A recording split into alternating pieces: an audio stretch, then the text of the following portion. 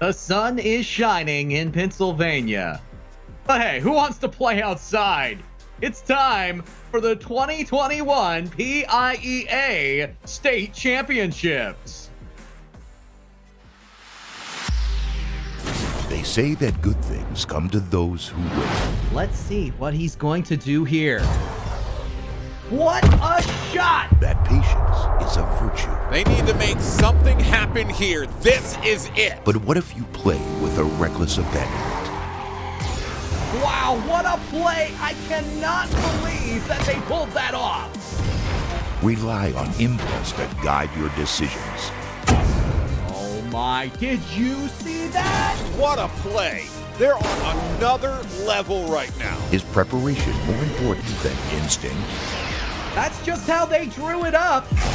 That is pure skill right there. The wait is over. The community is watching. The PIEA Rocket League Playoffs start now. And you're getting a look at the beautiful Harrisburg, Pennsylvania, as we get ready to look at the beautiful game of Rocket League here for the PIEA 2021 State Championships. My name is Sleegy. Joined with me this afternoon is none other than Kendo. And Kendo, we have got a lot of fantastic teams and a lot of fantastic Rocket League ahead of us today. That is right, my friend. 16 teams made this playoff. They've been playing for multiple weeks in a regular season format. The best of the best in the state of Pennsylvania are going to be live on your screen, and they're going to be competing for some scholarship prizes. My goodness, League, tell us about them. Yeah, this is going to be an excellent event, but we got to see how all of this is going to be breaking down with the format. So with that, it's 16 teams in the regular season. All 16 have advanced to the playoffs. Yesterday, we had our round of 16, which is leading us into the quarterfinals today. These teams competing to try and get into those semifinals and ultimately the finals next Wednesday. And remember, with this being single elimination, Kendo, they've got to make every series count. They got a best of 7. So, there's a little bit of maneuverability for them, but everything matters so much with this on the line. And we're going to take a look at the bracket brought to you by Sheets. Right off the bat, Cambria, team number 2. They were the best in the league, undefeated. They're going to be trying for a perfect season in this bracket. They will be going up against the Thomas Jefferson E-Jaguars, the first team from Thomas Jefferson. Fun fact, both of these schools getting 2 teams into this final bracket, which is quite the accomplishment. And I gotta say, we look at the rest of that bracket, Cambria gonna be the team to beat right off the bat. Here's some highlights of Cambria, brought to you by the Pennsylvania College of Technology, and they have been impressive all season. As I said, Sleegy, there was even a moment where they went down 2 players versus 3 in a match, and they still came out on top. Yeah, Cambria definitely has been the team to watch. And, with that, let's go ahead and take a look at our HyperX predictions coming in here because, there's a lot of teams, a lot of skill, but only one can take the championship as a whole. And that's what these predictions are going to be for. And for me personally, I think for me, it has to be Cambria. You go undefeated through the season, you look that good. Winning a 2v3 in any situation, difficult, especially in competitive play like this. I think they'll keep their undefeated streak, and I think they'll end up taking the whole thing. I'm going to go a little bit deeper, Sleegy, because I love an underdog, and you look at what we have in this Final 8. The Keystone Division has 4 representatives, and the top of that scrappy Keystone Division was the North Catholic Trojans. Sleegy, I think it's going to be a battle-tested Trojan squad that has the opportunity to shock the world here and show themselves the best in Pennsylvania. Well, we're just going to have to wait and see for that. But there is a lot that these teams are playing for in terms of prizing. $1,400 going to first place, $600 for second. And on top of that as well, some HyperX peripherals, a ViewSonic gaming monitors. I mean, it is tricked out for these teams. And, it's really encouraging them on top of, just wanting to compete. But with all this prizing on top of that, you're really going to see those strives to try and make the top of the list. Yeah, it's excellent that they have the opportunity to be fighting for this, but we got to talk about this match. Penn Cambria, they are our favorites going into this. They're going up against the 4th place team of the Keystone. That is the Thomas Jefferson E-Jaguars. Sleegy, this is a team that has its work cut out for it. Yeah, absolutely. It'll be a good first test for Penn Cambria as well. Get your footing early on in the playoffs and try and get yourselves off to a good start. But it looks like we've got game number 1 ready to roll. Penn Cambria coming in as at least my favorite, and I know some big favorites into this tournament. We'll see how they do in this first round of the quarterfinals and how they do in this first game of this best of 7 here, Kendo. They're going to have to give it their all. And game number 1 will be underway. Sleegy, I've been looking forward to this. I've had the opportunity to watch some of these teams in highlights. Now it's a chance to see them live firsthand. Oh my. Thomas Jefferson in the orange, Penn Cambria over in the blue. Again, as I mentioned before, both of these schools having 2 teams in the top 8, an extremely impressive feat. Yeah, it's absolutely, and already off to a quick start here with everything underway. It'll be a play into the right corner. Oh, right in front, but a miss coming through just a little bit over the bar. Will be another push here. Carrick on the back wall, but able to put that one over to the left side. We'll see Linty Hydra trying to make this play across. That one's not going to be there. Another deflected shot over into the corner, but already some good attacking plays in the first opening minute. Oh my, I'm going to be looking for Thomas Jefferson to do much better job taking care of the ball through the midfield. A weak pass like that has been Linty Hydra's wheelhouse the entire season. They will see that ball through off of the interception. And a great way to get Penn Cambria off to a quick 1-goal lead. We'll see if they can continue to build on that here as it's another play off into the corner from Phased Brent. Funky Fish on the back end, trying to play defense. It's a shot coming through on target. Carrick able to get that one in, and that'll be a level playing field. Nah, this is what I said about the Keystone earlier. It is a scrappy division, and Carrick showing true to that. Thomas Jefferson, they're not gonna go away. The Jaguars, they're on the prowl. That they are, as this next kickoff going to be headed into the left corner. Phased Brent with a touch off the back wall. Be another pop-up coming through, still in the air. Carrick unable to find that touch, but it is put farther downfield for TGHS as Carrick up in the air, looking to find the beats. Going to get it closer towards net off the back wall again, but no one there to try and follow it through. Cuxier able to put that one close, but what a save from Funky Fish, able to get it just off the post. Cooks there, no numbers involved on this one, so not to be confused with our friend from across the pond.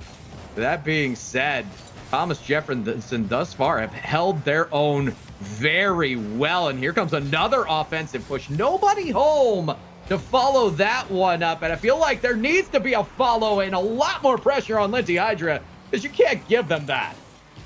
Yeah, I mean, Linty Hydra just gets one good pop up there, but the follow through really what makes this one go in. Just a great cut in. There's not enough time for Thomas Jefferson to be able to get back on solid defense. And so now, Penn Cambria, they tuck the lead first. They'll take it again here, but still a lot of time left to play. 2:55 on the clock and plenty of opportunities for Thomas Jefferson to try and get us back level again. But if you're Thomas Jefferson, you don't want to give Penn Cambria very many opportunities at all. The one thing that they have thrived on throughout the regular season is if you give them time, they look for each other with midfield passes, and they convert off those passes quite often. It's going to be Cooks here into the offensive zone, but it's a one and done chance. A miss, maybe dangerous here as Linty Hydra looks for the center. Carrick will keep this out. Goes back into this corner again. They're looking to try and get some solid offense going here, as they're able to keep it out of the hands of Pink Cambria for the moment. It was almost a great cut there. But now, transition downfield from Pink Cambria as the shot trying to come in over top. The follow-up just going to be high off the bar. The follow-through going to be enough to work past the defense. Lindsay Hydra with enough power to beat that final defender and give Pink Cambria a 2-goal lead. That's why it's so important. You have to press out on this team. Otherwise, they are just going to stall that ball in the danger zone. And if you're able to keep that ball right there, it is prime pickings for the goal. They take a 2-goal lead with just under 2 minutes to go, and they are starting to roll, Sleegy. There's a reason this team has been the best of the best. They're showing it live on screen. That they are, and it's another one actually coming towards net. Lindsay Hydra forced to save that one away. So we see Cux here trying to put that one back across. It's an open net. Easy peasy lemon squeezy for Chris Fullard, as that's going to get Thomas Jefferson back within one. And Thomas Jefferson are putting their best foot forward right now, and they pick up a loose ball out of the corner. Really good team play, and that's what I want to see a little bit more of. Make sure there's cohesion. Make sure if you have one forward that there's someone there to back up and to capitalize on the opportunities that come forth. It's another play from Lindsay Hydra, but taken off the top. It's a bit of a mistouch, actually, over to this left side wall. Carrick trying to follow that one up. It's not quite enough to work past the defense. This Pink Cambria looking to transition. Good follow through on that one. Can Phased Bent get it off the side corner, but it's not going to be enough.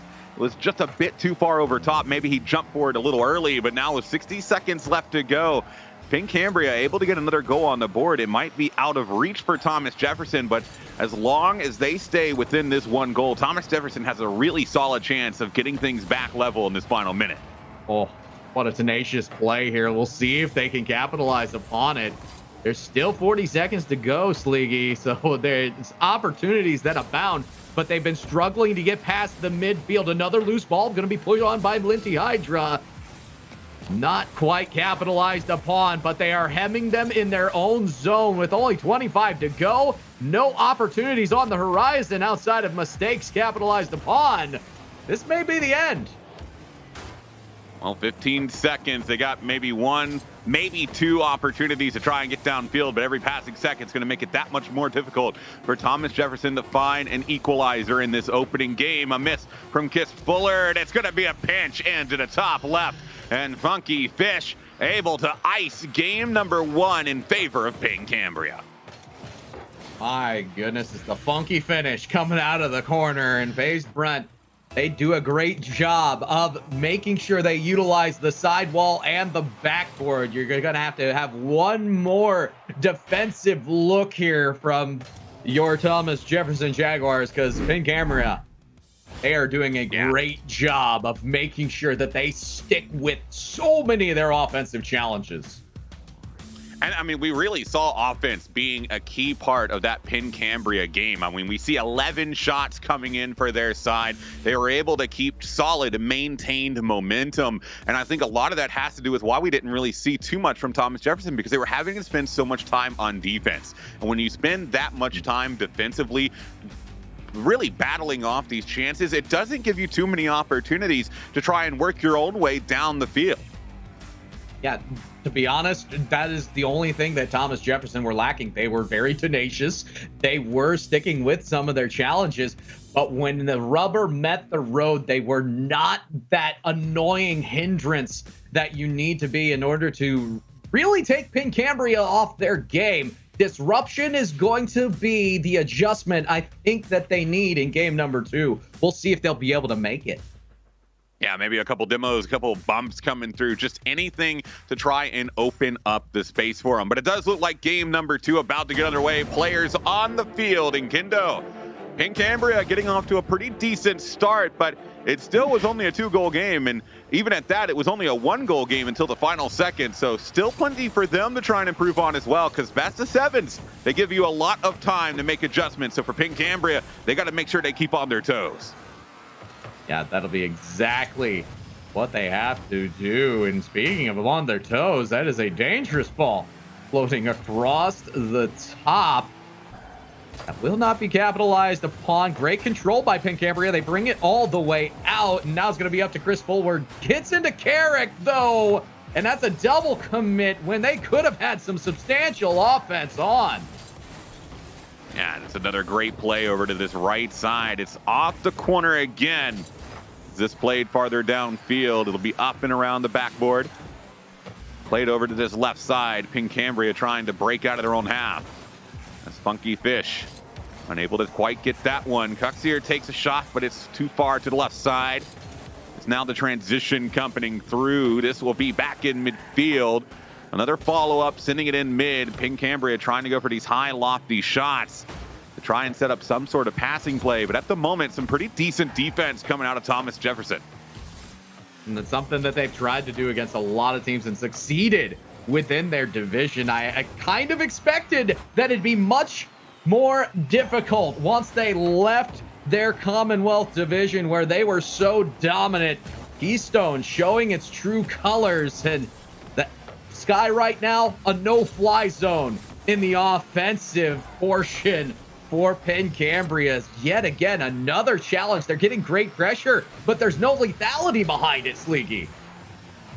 And no lethality. I mean, we're seeing those opportunities open, but they're not taking advantage. And so this might lead an opportunity for Thomas Jefferson on the counter. Carrick trying to work his way past right there. Good deflection coming from Pincambria, but now some more solid defense coming out of the Thomas Jefferson side. Maybe a bit of a return for them here. It's been about 2 minutes. We still haven't seen the opening goal, but I mean, it is going to come sooner or later for one of these sides with how they continue to press. Another shot almost saved on the line, but Carrick able to push it through.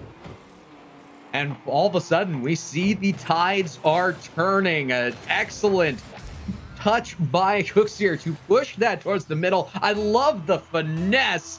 And Carrick able to get enough of a one-timer behind it that didn't matter if there was one goalie, two goalies, or three goalies. That one was going to find a way to angle in. Yeah, just an absolutely excellent play, and it built off of all the momentum that Thomas Jefferson had been building. Bit of a misplay right in front of net, couple backflips, but able to come out of that situation alive is Thomas Jefferson. Bit of an awkward spot, but they're able to keep their wits about them and clear the ball finally. Pincambria maybe getting caught out of position, but an excellent save coming in from Lindsay to make sure that that one doesn't go through. I about did a backflip in my own seat as well, my friend. That was very close, and I'm glad that the pressure got to everybody in that situation, because it would have been a shame if there would have been a punishment of a mistake happening there. 2 minutes left on the clock, and Thomas Jefferson seemed to be riding up an upset in game number 2. We'll see how the neutral ball is controlled here. Ooh, Funky Fish looking for the pass, and it's straight to Lindsay Drag. Absolutely beautiful carry coming here from Funky Fish to set up that score. That's why you have to get on that earlier. 2v1. Even if you have to commit just to the ball handler, at least throw the effort. They get stunned defensively, and no challenge means easy goal. Pincambria tie it up. Do they have another? They're going to need a save here, and Funky will manage to keep that across. Well, that's one touch, another to keep it in the area. An attempted back pass, but phased Brent maybe a bit too far forward, is able to recover and get this pushed back over to the right side wall. As Lindsay Hydra getting it at around one, good recovery, but it's not quite enough to break past this Thomas Jefferson defense. As now 60 seconds left to play. Great hit over top, and it's going to be right underneath the bar. Funky Fish from about midfield able to send that one through. And look at the quick turn on this. Realize this, okay, nobody's challenged this ball in the midfield yet. Could have gone hard defense. Could have actually pushed forward into offense. Instead, finds that just right section in the middle. And what a banger to hit that one off the top bar and in. Yeah, absolutely fantastic awareness to just realize that there was an opportunity to take a shot on net, takes advantage of the open situation and is able to capitalize. And now PinCambria with the lead, trying to double their series lead. There's only 34 seconds left to play in game number 2. Shot coming in from Thomas Jefferson, gonna ping off the backboard. There's now another return downfield, that one intercepted by Cuxier. It's still floating up in the air, lets his teammate take control as Carrick was looking to try and push it farther forward. But PinCambria on top of this ball right now. Every challenge coming through is now they're pressing deep in the orange half, and there's only 10 seconds left to go. Can they keep this active for long enough to ice game 2? Linty Hydra might have been a bit of a giveaway. No. It's a push down here from Thomas Jefferson. It's still up in the air. They just need to keep it from touching the ground. I don't know if that's going to be possible with that challenge. It's another pop-up here. Can they make their way downfield? That's back in the mid. It'll be played over to the side wall again. And that back in the mid again, not going to be enough. PinCambria able to survive and take game number 2. My, that was so close, Sleegy. They managed to get the push into the offensive zone, and while they were able to do so, the 2 mistakes I saw, it was 2 separate double commits. Yeah, I know that there's a sense of panic when there's 0 seconds on the clock, but they're going to have to keep their cool in the future if they want to beat the team that is essentially the favorite here. A much better job, though, by Thomas Jefferson to keep themselves in this game. They still only got 4 shots, but the midfield control really took the win out of PinCambria's sails. No, I mean, it really did. But you could see that Thomas Jefferson doing a better job here in this second game. I mean, we saw 11 shots come out of PinCambria in game number 1, and that gets cut more than half here. Only 5 shots recorded on target for PinCambria that game. So something working a little bit better in the Thomas Jefferson half, and we saw that reflected in how they held on to the lead for a solid chunk of time. But it's going to be finishing, especially in that final third of the game, making sure that you hold on to the lead you built for yourself. Game 3 now up on the board. And it's a big, important one if you're a Thomas Jefferson fan, because if they lose this one, they're suddenly going to be facing series point. Just a little bit of an insight, though. This is uncharted territory for all of these teams, as the regular season were just best of 3 scenarios. You throw in the fact that these are best of 7, it could play with the feelings of the best or the worst teams in this circumstance. So we will see which team adjusts to the extra time playing. For Thomas Jefferson, if this were a regular season game, you're already down and out. As long as you keep the win in your sails, despite being down 2, and you continue and improve upon what we already saw, I think they got a solid chance to at least take 1 off PinCambria. Yeah, I think they do too, but we'll see how it ends up playing out. Game 3 is already underway, and PinCambria, they're licking their lips at that potential sweep. They want to try and make it happen, but again, it's going to come down to consistent play from them throughout the rest of this series. They cannot afford to get comfortable. We've seen how Thomas Jefferson can take advantage of open areas that are left. As this, over onto the right side, is PinCambria looking to try and push it farther downfield. Carrick going to lose control to be Linty Hydra again into the corner. The follow-up not quite there. Chris Bullard on his way back to defense as the pinch pushes it farther down to the other side. Shot coming on target, blocked by Funky Fish.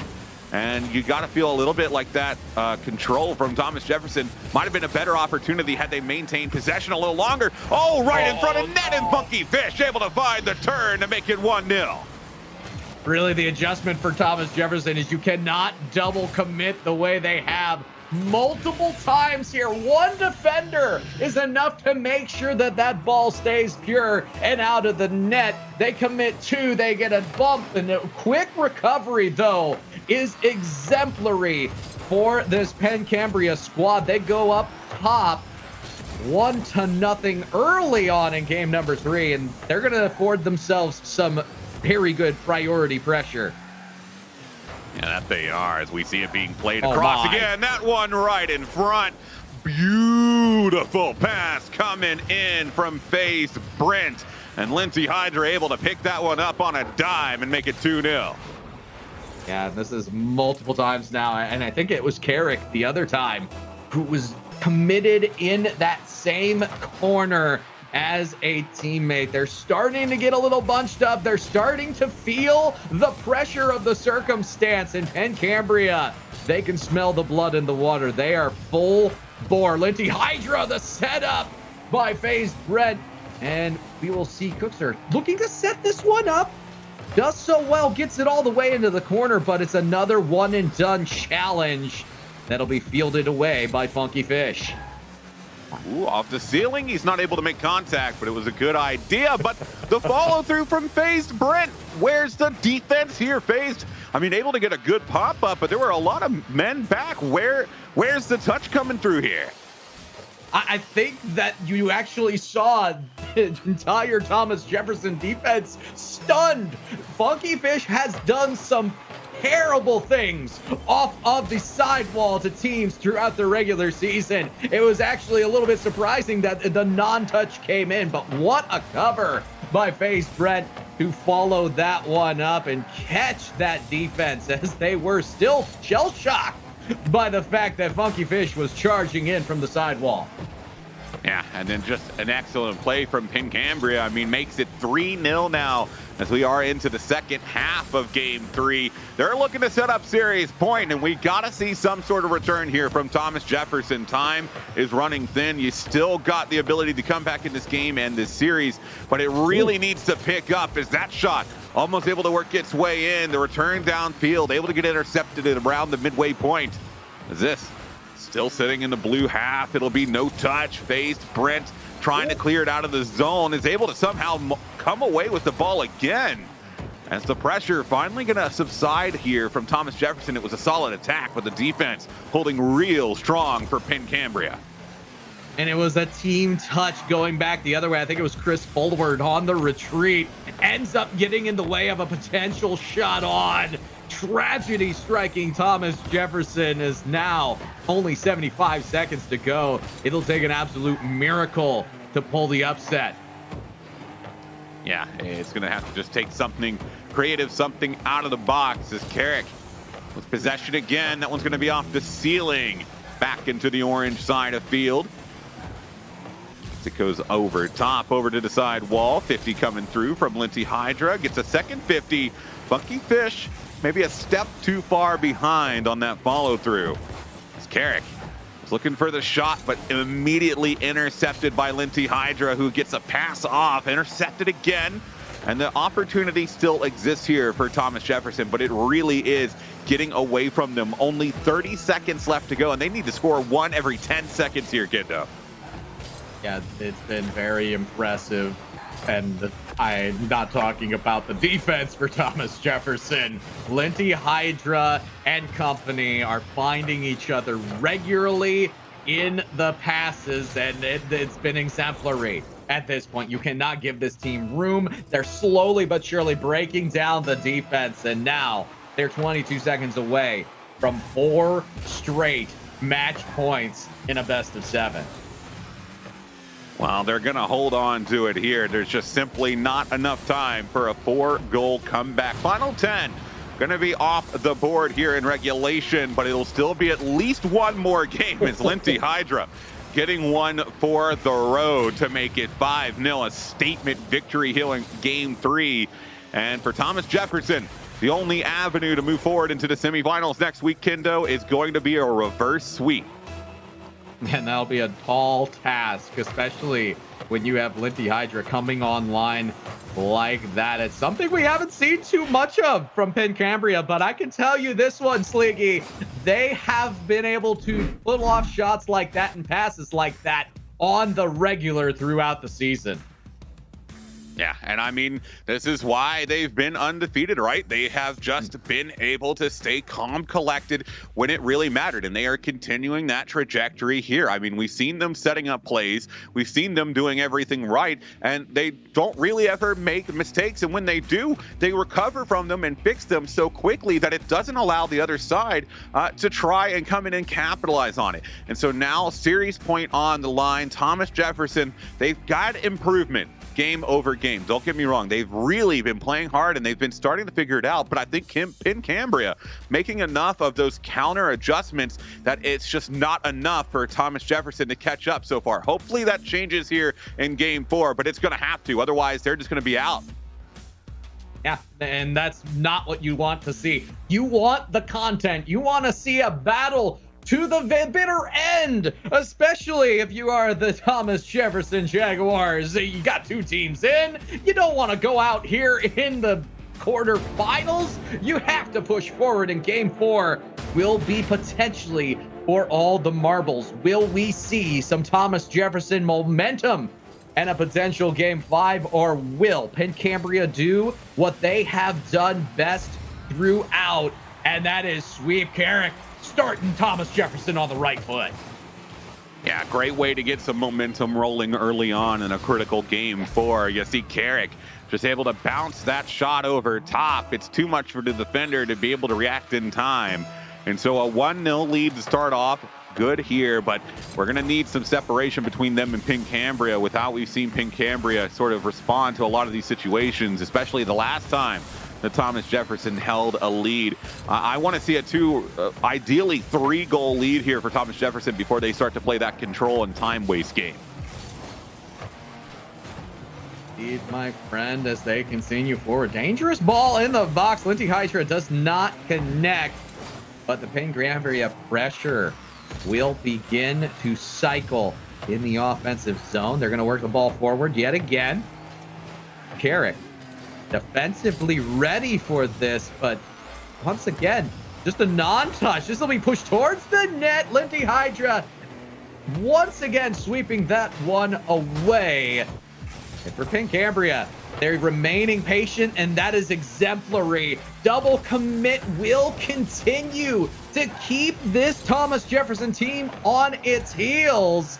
They need to make sure that only one is committing for one of those defensive touches, because eventually the defense is going to crack. Lindsay Hydra finds it.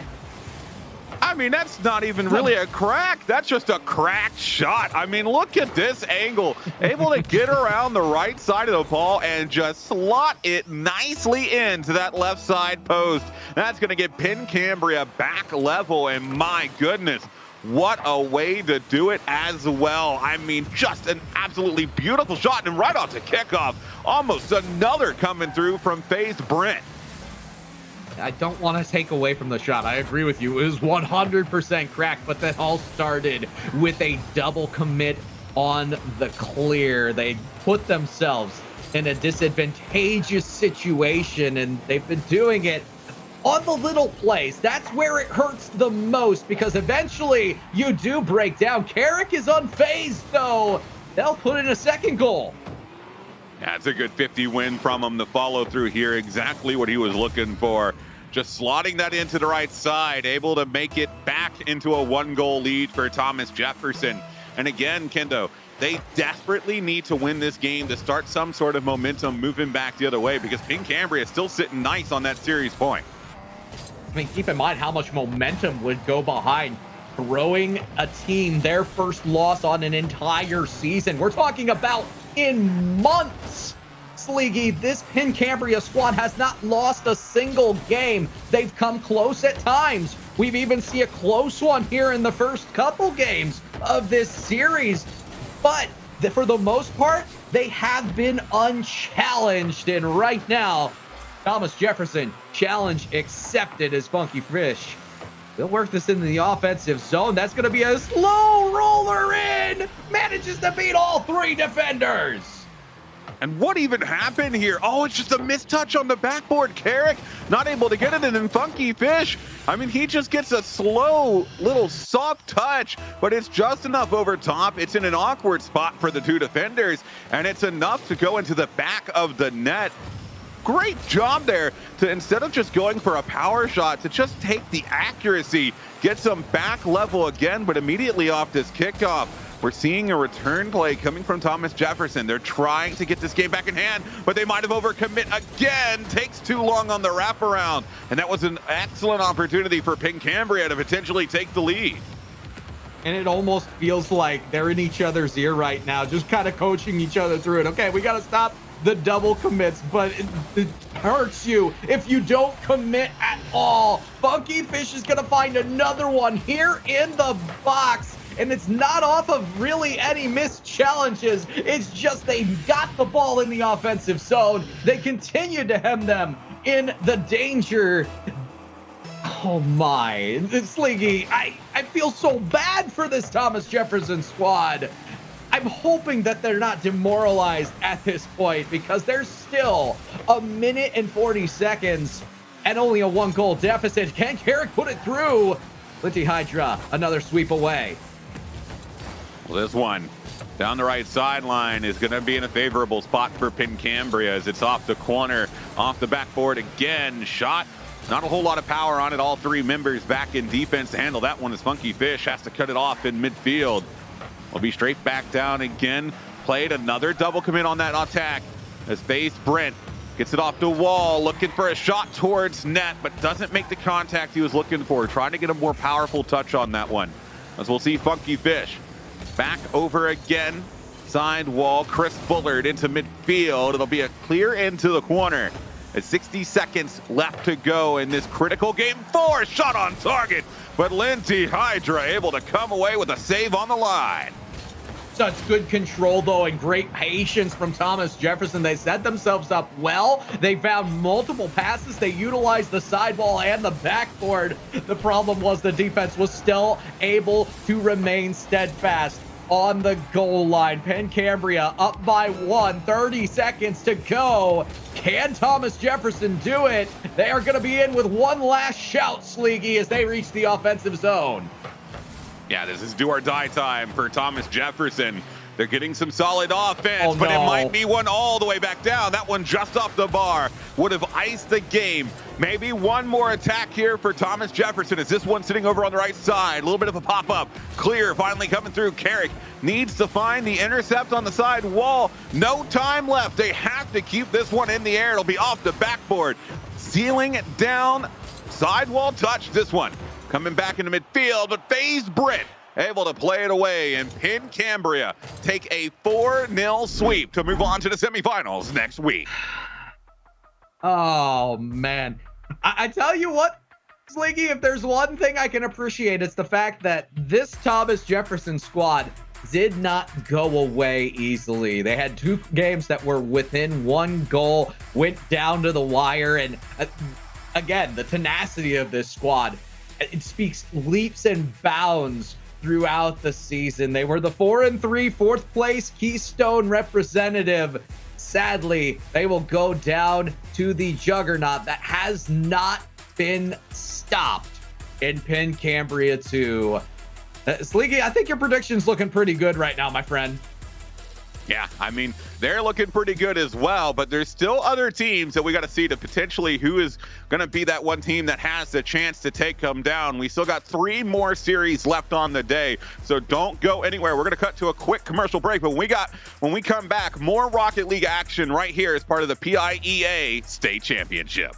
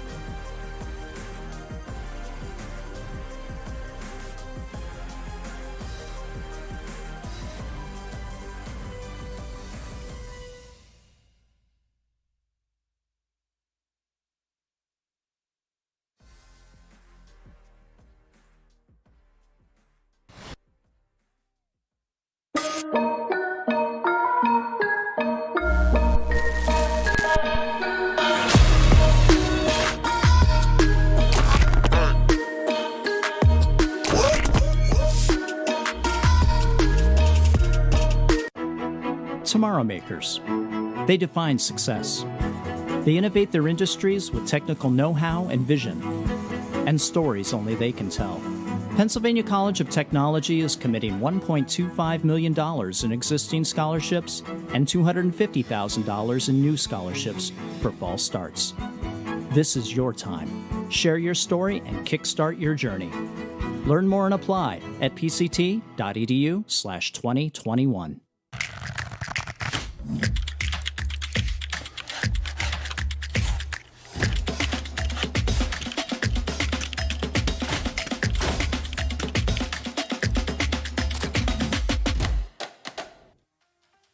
The 2021 PIEA State Championships are brought to you by Pennsylvania College of Technology, where the future is made by hand. Learn more at pct.edu.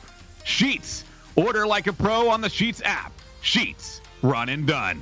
ViewSonic. For every way you game, we've got you covered. And by HyperX. We're all gamers. And let's also take a quick listen to the PIEA as they talk about the importance of a governing body for Scholastic Esports. My name is Bill Thomas, and I'm on the board of directors of the Pennsylvania Interscholastic Esports Association. We are one of the only regulatory governing bodies at the high school level solely focused on esports. It's vital for our high schools specifically and our school districts to have something that they can lean on that's credible, that has a regulated component to it as they start to look at programs, the esports programs in their schools.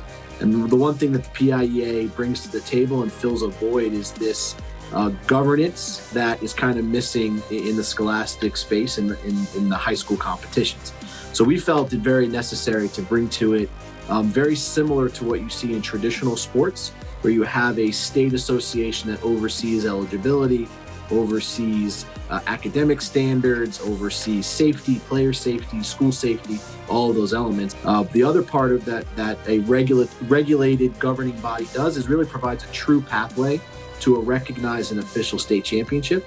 And we know from talking to students across the Commonwealth, talking to teachers and administrators, that building that rivalry that currently exists in local communities between high schools is something that esports players want. They want to be able to compete for a banner they can hang in their gym.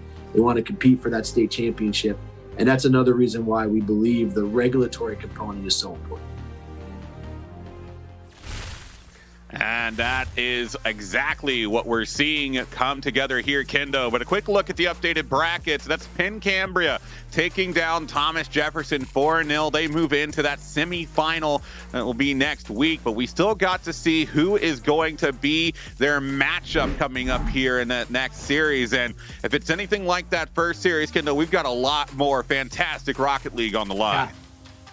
Yeah, it was a fantastic matchup, and I think Thomas Jefferson showed us to be a really solid squad. It also was indicative of just how scrappy the Keystone truly is. So I'm very impressed going forward with what may happen and with potentially my underdog prediction.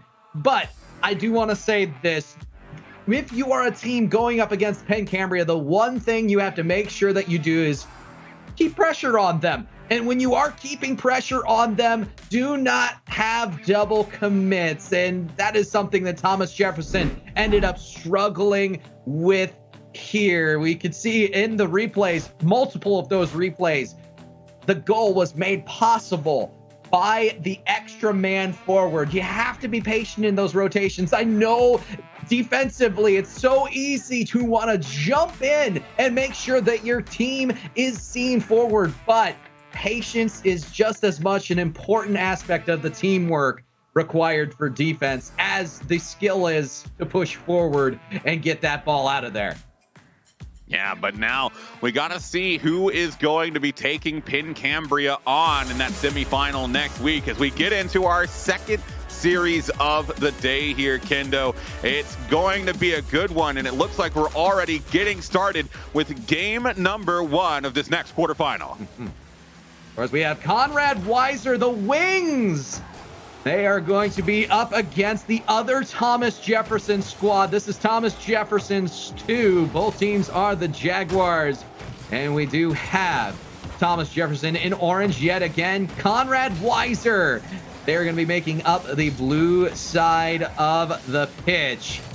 And thus far, I gotta say, in this matchup, Conrad Weiser, most likely going to be my favorite. They're a very scrappy team from the PIN division. 6-1 on the regular season. Only had 3 total losses, but you cannot underestimate a team that has 2 in this bracket, Sleegy. Yeah, no, you can't underestimate it at all. And it's going to be an opportunity here for the Thomas Jefferson School to potentially get at least one of their teams on. And it's going to be a great start for them here as well, as Gloating Bird able to get that one through into the top corner and get Thomas Jefferson on the lead first. Really good pressure, kept the opportunity forward, and that was a banger. Conrad Weiser might need to wise up here to the defensive pressure game. Sanger, oh my, that one looked like he was half in. Oh, towards the net again. Oh, just off the post. The follow through wasn't quite there. Zinger, bit of a miss. Another 50 happening in front of the orange side of the field. As this one, a lofty ball up in the air. A lot of Thomas Jefferson players underneath it, but finally able to find that clear. As Piggy looking to try and send that one into midfield, gets a follow-up touch into the corner. So we see the follow-through coming in here, backboard, touch. Oh, almost a shot. But the follow-up again going to be wide, and we are seeing so many opportunities, but not enough finish. Yeah, but that also is indicative. Oh, it's Zuzi who's going to put this one through. I got to say, the defensive effort is neutralized if they double commit at all during that chance. 4 different shots on were all quelled by great team effort defense and great communication. Then they see the 2-goal swing the other way. That is excellence here. It's Thomas Jefferson. They are looking very strong. Yeah, they are just trying to make their statement happen early on, sooner rather than later. Zuzi, excellent follow-up off that side touch. It'll be a bit of a bump coming from Christian. This one towards the back end, a demolition coming through, but no attacking pressure from Thomas Jefferson as this is up the side wall again. Christian looking to meet it, able to get that one away down the right side as it'll be coming back into midfield. Christian, a missed touch, had an opportunity, but now he'll be taken out and forced to respawn on his own side as Thomas Jefferson starts their counterattack. And I do want to say, Sliggy, worth mentioning is the fact that of the 8 teams we have in the quarterfinals, the only non-top 8 team standings-wise is this Thomas Jefferson number 2 squad. They beat Achievement House, who were a 6-1 regular season squad. That's an impressive statistic to think about. They are a team on fire as of late, and they are showing themselves to be extremely formidable as they will get another push out. Chance potentially in the offensive zone. Great communication. No hit towards the net, but it's going to reduce a lot of time off the clock. Yeah, only about 1:35 left to go, and Thomas Jefferson holding stout to this 2-0 lead as Piggy unable to find that touch. Double commit on the follow through, but only one man back in defense as another demolition comes through. Christian into the waiting defender. It'll be another send downfield. A little bit of back and forth action happening as both teams jostling for possession. We see it again on the right side. One hit down, picked up by Christian. Gets another over top. Christian trying for the control, but finally loses his touch. The follow through on that dunk. It's still off the backboard, but that shot wide. Follow up off the post. And everything that they try to do there, it's just not able to come up with a goal. At this point, it might be a little bit of on-stream jitters for Conrad Weiser. 3 opportunities, all just slightly off, and they weren't necessarily defended positions. So they're going to wish they had that one back. That might put game 1 out of reach, but it is a sign of life from the Wings they still have a chance to fly, as this is a best-of-7 series, and they are continuing this onslaught of pressure in the offensive zone. Oh, that's another good touch. Bit of a pass back coming through there. Back into midfield again. Possession over top, off the bar. Christian too far forward. And that was a really solid opportunity for Conrad Weiser, even with only 10 seconds left, to try and get back in this game. The follow-up off the board, but Gloating Bird gonna send it in to put the icing on the cake here in game number 1. A 3-0 scoreline with only 2 seconds left to go. Thomas Jefferson gonna be the one to take it. This has really been the tale of two feelings out of these teams. One, Thomas Jefferson. They look lethal when they have the ball on the goal line. And for Conrad Weiser, they have been the polar opposite thus far, Sleegy. 7 different opportunities in that game number 1 to put it away, ended up going by the wayside. And that is it's an enormous stat to think about. They could have had the goals to not only tie it up, but to see them through, and they just didn't convert. No, they weren't quite able to make it happen in the critical moments. And I mean, a solid game from Thomas Jefferson, able to maintain their control, get their shots on target, get those passing plays off and in dangerous positions. But it is a best of 7. So as like I said in that last series, Kendo, it's all well and good that you get off to a solid start. But if you're Thomas Jefferson, you've got to keep your foot on the gas, because otherwise Conrad Weiser is going to start to find holes to get themselves back in this series. Yeah, and they had a majority of the shots in game number 1. So if you are Thomas Jefferson, you cannot let up the pressure when you get into the offensive zone, because eventually those misses, those slightly off touches that are going crossbar and out, they're going to find the net. Well, we see an attempted clear coming through there from Conrad Weiser as Thomas Jefferson trying to just wait and see how this possession is going to play out. A miss coming through on both sides, and no shot on target will be Zanger.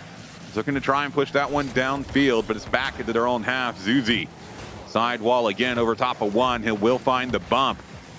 Zanger again, unable to maintain that possession. It'll be towards the back wall. Gloating Bird coming close to a potential own goal there, but fortunately able to keep it out of the net, get it off the back wall, and find the clear downfield. Yeah, Conrad Weiser, good conservative rotation. I don't blame them for not being there to punish that, because they would have been very committed forward if they were. They're going to remain patient. This is the team that did better in the regular season and has, you could argue, more battle-tested experience in these extremely close games. PIEA is going to get an initial touch in. But once again, they're just not positioning themselves well. It's slight miscues for Conrad Weiser that have really allowed Thomas Jefferson the afforded opportunity offensively. Yeah, now, I mean, we've seen a lot of time tick off this board here. Almost 2 minutes gone. We're still looking for that first goal here in game number 2, and we've seen a couple of opportunities from both sides, but Conrad Weiser, really the team that needs to try and get on the board here to try and get this series back level. Double commit, Zuzi combining on that save, but it is enough to be able to keep it out of net. Because now, more battle for possession in the midfield, shot coming through, but it's a bit slow. It's Lit Savage able to get this one picked up again over to the left side. A bit of a pinch coming through into the corner. It's off the backboard again. Oh, shot opportunity, but it's sent high. Follow-up into the waiting arms of the defense of Thomas Jefferson, and another opportunity going to the wayside of Conrad Weiser. I think they are finding themselves in Spain without the P. Christian will finally follow through on one of these attempts, and I gotta say, Christian will be the one you want to focus on. Christian can single-handedly carry this team through when they need them the most. The problem is they need to find the net. They need to convert on some of these chances. They're still out shooting Thomas Jefferson to a very high tune. The issue is they haven't been able to convert on all of those chances. They will get the early pressure here, though. This ball loose. PIEA, the center, but Christian, way back. I admire the patience again, but you got to make sure you're in good position to convert on a pass like that. Oh, this one over top. Piggy able to pick it up and was looking to send it towards net. It is now side wall again. Pickup coming through here. It's toward the side wall. Christian unable to find that one. It'll be Piggy again down all the way over to the left side. Out of the corner. Another one. A little bit of a miss there, but Zanger follow-up was looking for that 50 again. A lot of 50s going on at this late part of the game, but it is Conrad Weiser trying to hold on to this 1-0 lead, get themselves back level in this series. As this one coming across field, shot, but it's going to be wide. Christian follow through, but he's dunked on that play, but Piggy with a dunk of his own, bumped on it, but the shot opportunity, but it's not quite there. Conrad Weiser with the option to go up 2-0, but they're unable to execute on that final bid, and Zanger was just looking for the opportunity of his own. They're doing such a good job, though, retaining the pressure and making sure that they are keeping the ball out of inopportune circumstances. They have done a great job suffocating the defensive output of this Thomas Jefferson Jaguars squad, because every single time you see a clear, just like this ball in the midfield, there tends to be someone from Conrad Weiser flying over and making sure that it doesn't go unchecked. It's been great. They've only seen 2 or 3 shots towards the net, and it's been stifling for Thomas Jefferson. Here's one from Christian, skies it high again, and they're going to miss out on this opportunity, but it's by no means in difficult confines. 15 seconds, shot on, will be saved by Christian. And Christian now with an opportunity to try and get one more on the board here right at the very end. That's going to be through from Lit Savage, and that'll ice game number 2. Christian off of a really critical save in his own half, able to get the ball all the way downfield, and then Lit Savage, the bump and shot combo makes it a 2-0 game, and that will ice things here. And this is shaking up to be quite the series, Kendo. Yes, it is. I'm really enjoying it. Both teams having their way back and forth, but it's going to be up to Thomas Jefferson to really disrupt what Conrad Weiser were able to do in game number 1. It was just a consistent onslaught of pressure. And I'm looking at the stats right now.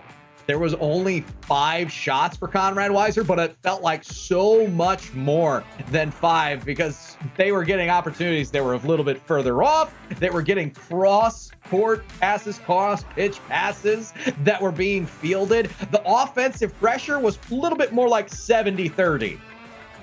Yeah. And I mean, you point out that shot total for Conrad Weiser, but I think an even more important one is the shot total for Thomas Jefferson. Only 2 shots on target for that entire match. I mean, they really just struggled to get anything offensively moving, and that was part of why we were able to see Conrad Weiser get themselves in a couple better positions, because, I mean, they were able to keep Thomas Jefferson pinned. Game 3 on the line now. It's back to a level playing field, and we'll see what other sorts of adjustments can be made as the rest of this series continues. All adjustments will need to be made for Thomas Jefferson if they want to keep themselves in it. Again, best of 7, folks, here in the playoffs. Once again, the Wings take flight. Offensive zone, that's going to be a miss. Chance for a 2v1. It's going to be Zanger. Zanger, the shot on, scores! And first blood for Thomas Jefferson. Yeah, and look at this pickup from Zanger as well. He reads the miss from Christian, just has the patience. If Christian finds the touch, then he can follow it up. If he doesn't, well, then he's got a goal, and that's exactly what happens. Patience is a virtue, and it works out in Thomas Jefferson's favor. 30 seconds in, they're up by 1. And now, Conrad Weiser trying to get themselves back in this game. Christian off the backboard, looking for Piggy. What a play, what a read, and what a way to respond. Oh, this is the Conrad Weiser squad that I was expecting. Great roll-up throughout. No backboard defense means Piggy has all the time in the world and a chance to angle that one in. Does so very well. We're 1-1, 45 seconds in, and it is a well-earned goal for both teams. Yeah, extremely well earned for Conrad Weiser, though. I mean, you love to see combo plays like that. The passing, I mean, really proving to be an absolute monster of a tool in their backpack. So we see Thomas Jefferson trying to get their own movement down the field. Some 50s going on here at mid. Lit Savage able to find that one. There'll be a follow-up here. He's able to grab boost. Will he be able to catch up to the ball? Gloating Bird leaving it. Bit of an awkward spot on the line. And Lit Savage, just like you mentioned earlier, smelling blood in the water, waits long enough for the mistake to come through, and then he just capitalizes. I think the mistake was more than just the mistouch. I think that was the hesitance of the entire squad. You have all three defenders send somebody in the ball. It was just ushered slowly in. It could have gone through a queue line for a roller coaster down at Six Flags. I tell you what, instead, it just ends up rolling on in. Lit Savage probably didn't even have to touch that one. Well, now, I mean, it's the lead. Well, all right. You know what? Caster Curse it is. Right as I'm talking about, it's the lead for Conrad Weiser. That lead evaporates as that shot from Zinger able to be a zinger over to that right side. It gets it back level at 2-all. Did you see the physicality? Zanger just powered through that man and is able to keep him on top, dribbled him for a little bit, afforded the open net due to the double commit. Really good stuff, and we are deuces wild. 3 minutes left on the clock. Thomas Jefferson once again showing themselves to be an extremely scrappy school. Well, Gloating Bird with a little bit of a great touch over into that left side was looking for that setup three-man passing play, but now Conrad Weiser with a great clear over into the back end. Will be Zuzi with control. Christian able to return onto the backboard. Another pop-up coming through. This one dangerous. Piggy unable to follow it up, but was in a good spot. Might have played it away from his own teammate there. As now Zanger towards the back wall. That one able to be cleared away by Christian.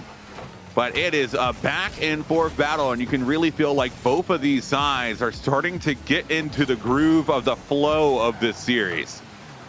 Yeah, and you can also tell that this is going to be a very close one. Biggie off of the rebound, directs that shot towards the net. Double commit punish, but what? Oh my. Manages to get that ground pinch down and in. I cannot believe the angle on that. That is a very high difficulty shot. No, I mean, it really is. And Piggy does a great job of being able to just finish it off and, you know, really get the power necessary to work past the defenders. 2-0-2. Conrad Weiser trying to maintain this lead that they have now built for themselves. Maybe another one here. Big shot coming to the right side.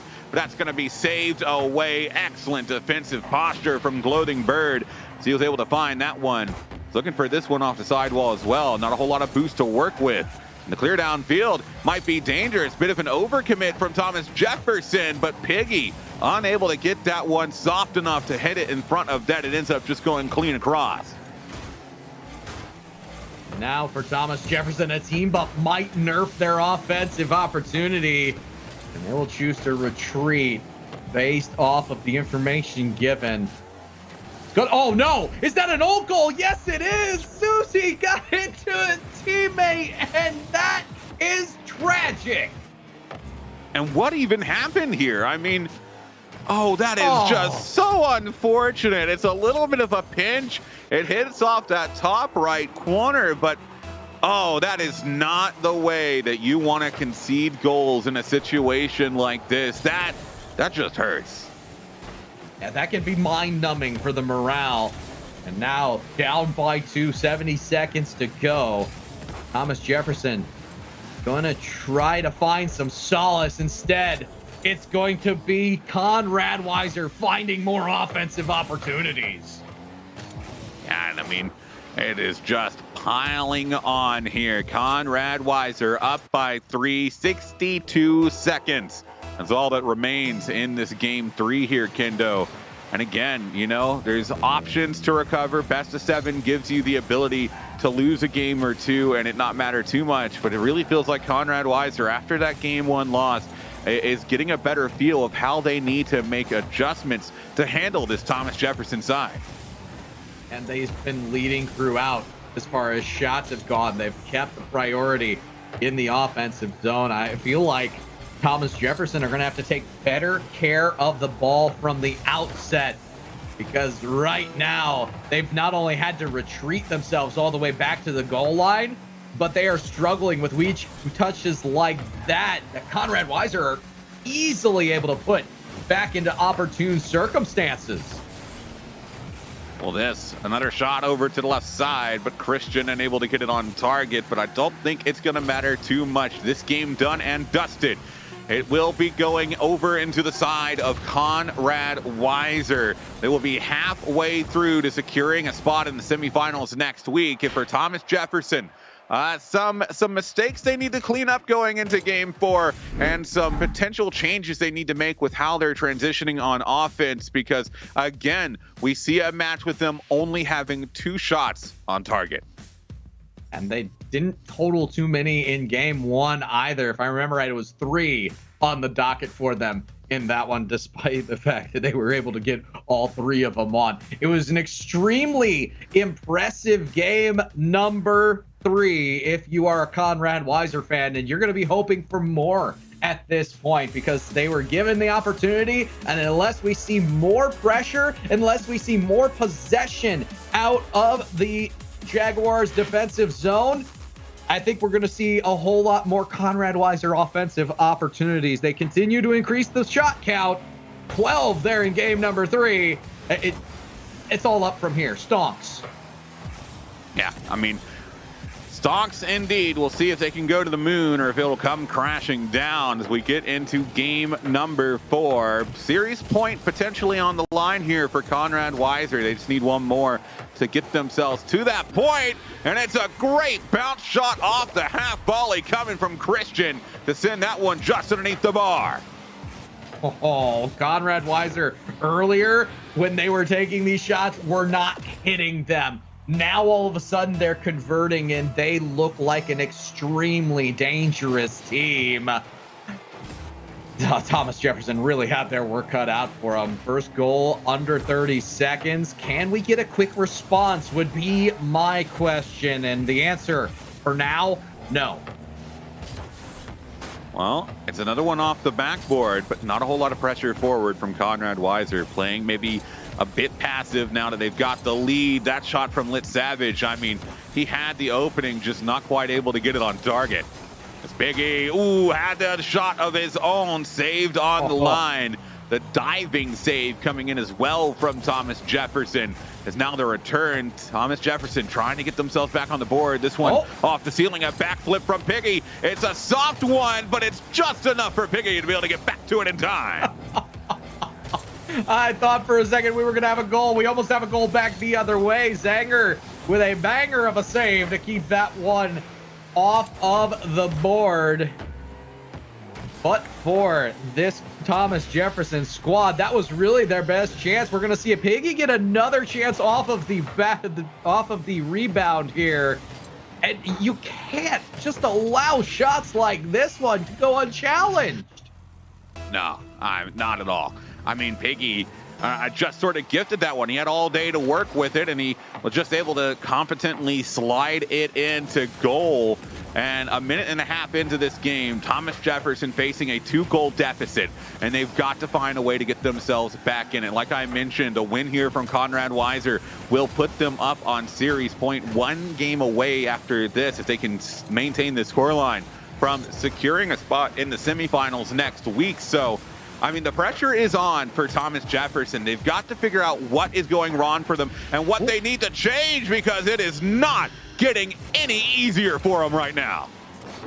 And at this point, you have to watch out for Piggy. Finds a way to curlicue that one in off of yet another sidewall rebound. Team defensively out of position for Thomas Jefferson, and they're getting punished. They are getting punished more and more. Conrad Weiser, they found their wings in the offensive zone. Ooh, Piggy again towards that back wall.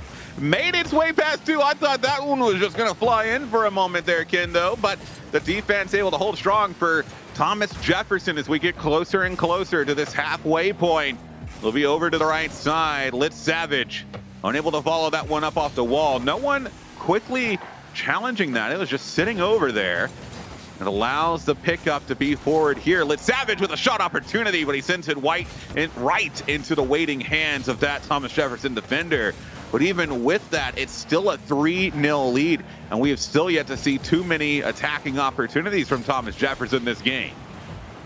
Yeah, they desperately need something, and it needs to start with control here. Zanger loses the touch in the corner, and yet another errant clear picked up by the midfield wall from Conrad Weiser. Litz Savage is going to put an initial touch in. And Gloating Bird flicks over one, has a pure shot on, but decides to be a little too patient. It would have been a tough one going up the wall anyway. Gets bumped completely off the play. Slingy, I'm sad to say this, but that might have been their best opportunity all game.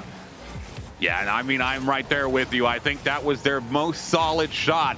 But like you said, bit of hesitation. Don't want to go for it too quickly, but then the bump coming in from behind to prevent that shot from going through. Conrad Weiser doing a phenomenal job of being able to read how this game is playing out, being able to find the critical touches when they need to, and I think most importantly, they are playing control. It's like zone coverage out there. They're just making sure they're right where they need to be. They're trying their hardest to avoid double commits, and the biggest thing, just waste time. You've got a 3-0 lead. You don't need to be hyper aggressive. All you need is for that clock to strike 0.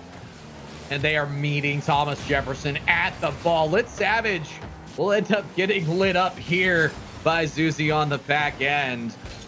But with the 3-goal lead, only 40 seconds to go, they don't really need another goal. They just need to continue to meet this Thomas Jefferson squad in their defensive zone. Piggy's going to find another loose ball in the midfield. That's a hat trick. Yeah, and I mean, just a bit of a mistouch there. Piggy coming flying into that screen, able to pick that one up. I mean, it's just got speed on it. No one from Thomas Jefferson able to get back quite in time. And so now, I think that pretty much ices game 4 here. I do not see an ability for Thomas Jefferson to come back from 4 in the next 20 seconds. And so you know what that means, Kendo? That means we're going to have another series point on the line here. And Conrad Weiser, again, after losing that game 1, is looking to win 4 in a row. Yeah, I actually cannot wait potentially to see this team against a Penn Cambria, because if you've seen the difference now from game 1 to Conrad Weiser almost at full potential, this Conrad Weiser squad, they have a lot of in-your-face attitude behind them, and it's really taken Thomas Jefferson completely out of their element. I mean, it really has. And I am liking the adjustments that we've been seeing come out of Conrad Weiser throughout this series. I mean, they've continued to just do a phenomenal job, again, of utilizing each other. I mean, we've seen some really solid passing plays, whether defensively or offensively. I've noticed them passing it around a little bit on their own end, trying to, slow down the play long enough that they can draw Thomas Jefferson forward and then transition that into quick counterattacks downfield, and it's been working for him. And we haven't seen Thomas Jefferson really find a recovery for that quite yet. And this is the time, if they're gonna pull through, it needs to start here. Series point for Conrad Weiser. Can they close it out in 5? If the things remain status quo, most likely. As you said, they are starting to try to pace everything down, but they're still getting exemplary numbers in the shot category. 12 in game 3, 13 in game number 4. And even more impressive, you've held Thomas Jefferson to snake eyes for 3 straight games. That's insane. Yeah, it really is. And so now, critical game 5. Conrad Weiser, again, looking to try and get on the board first, maybe open up some space for themselves. But for Thomas Jefferson, It's going to be a nail-biting experience knowing that if you can't make it happen in this next 4 minutes and 10 seconds, you are out of this tournament. So, shot towards net, going to be intercepted there, a sin downfield. It's PIEA able to be back and play that defensive touch. It'll be over to the sidewall again. Ooh, leader trying to find that one followed up. As it's again towards the sidewall, Gloating Bird gets a soft touch right out in front. The follow through not there, but almost a shot. PIEA able to make the save. And non-touch is really coming through. I like the misdirection. It adds a different layer to this offense that hasn't been there before. I don't think they equate that to a shot on the net, but I tell you what, it's definitely a good look, and now they're going to get another one. Coming straight down, they lose out on control. They still lacking that secondary touch after getting through the midfield. Oh, ooh, and another great save coming from PIEA. Is that one intercepted over on the right side? Christian to the side wall. The follow-up farther downfield. But you know, one thing that I think has been surprisingly missing from this game, Kendo, is physicality. We really haven't seen too many bumps or too many demos. When we have, they've had a massive impact on the speed of the game. Is that one from PIEA just high? The follow-up a bit wide. But I want to see these players get in the face of each other as PIEA finally on the follow-through the left side, able to send that one clean into the top right. Yeah, you've seen a little more Pittsburgh Penguins on the toe of your skate sort of feel, and not really as much of the Philadelphia Flyers Broad Street Bullies feel coming in for either of these teams. I actually like that idea, Sleeky. I feel like if you are Thomas Jefferson at this point, halftime approaching, what do you have to lose? Get out there, throw a couple axles, put somebody off the pitch for a few seconds and really make them think, because right now the only thing they're thinking is, hey, let's finish this off in the next 2 minutes. Ooh, that one almost came back in front, and it's up front for Christian. 2-0 in favor of Conrad Weiser. As now with 2:14 to go, they're already up on series point. If it wasn't already the pressure being turned up for Thomas Jefferson, you can bet it is now. I've got problems with that one, Sleeky. I'm going to be perfectly honest.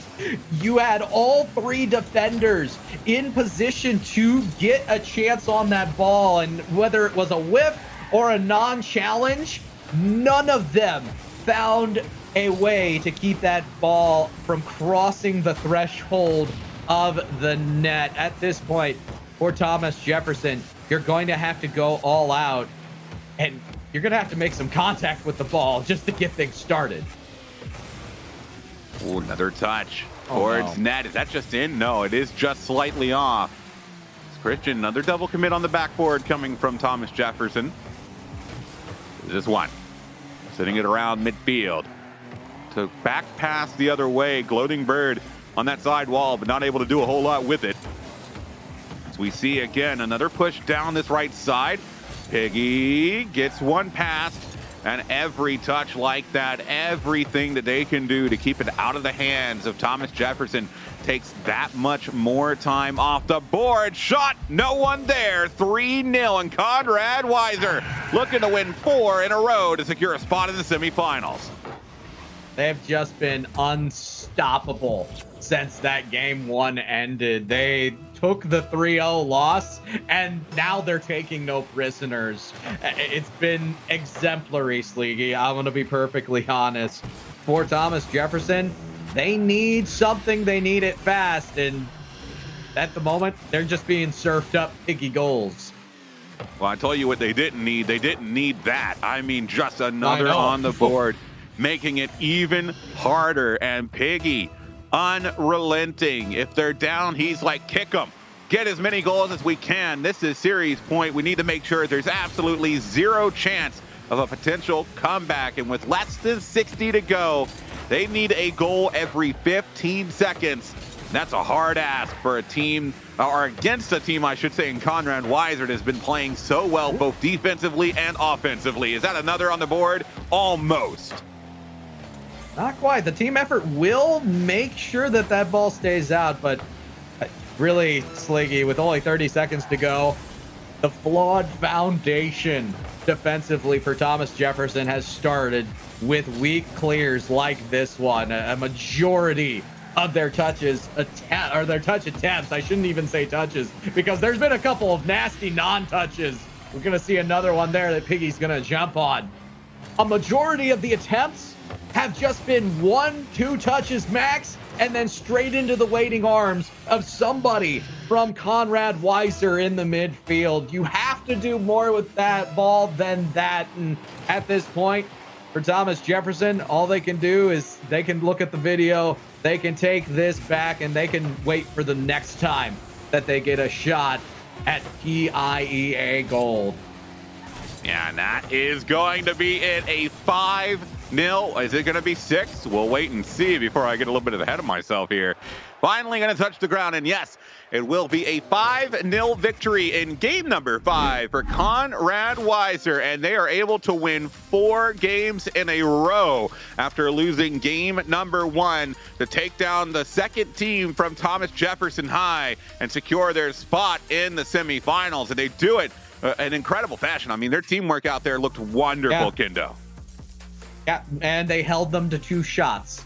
Yet again, that is extremely impressive. I just want to go over this really quickly. In the last 3 games of that series, 6 total shots for Thomas Jefferson, 38 for Conrad Weiser. That's not a recipe for success, my friend. That's a recipe for disaster for Thomas Jefferson fans.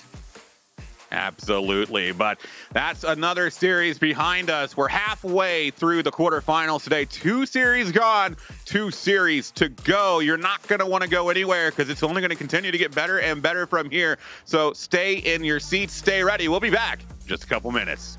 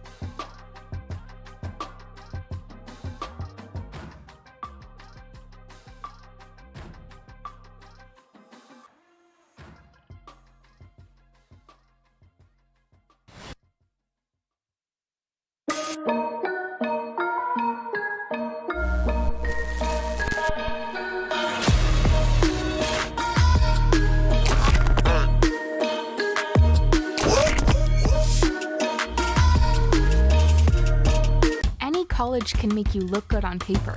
At Penn College, we're more into looking good on steel and looking good on x-rays, with looking good in code, building and rebuilding, vision and revisions. And when it's all said and done, you'll look good to everyone. Because the past might be written on paper, but the future will be made by hand. Learn more at pct.edu.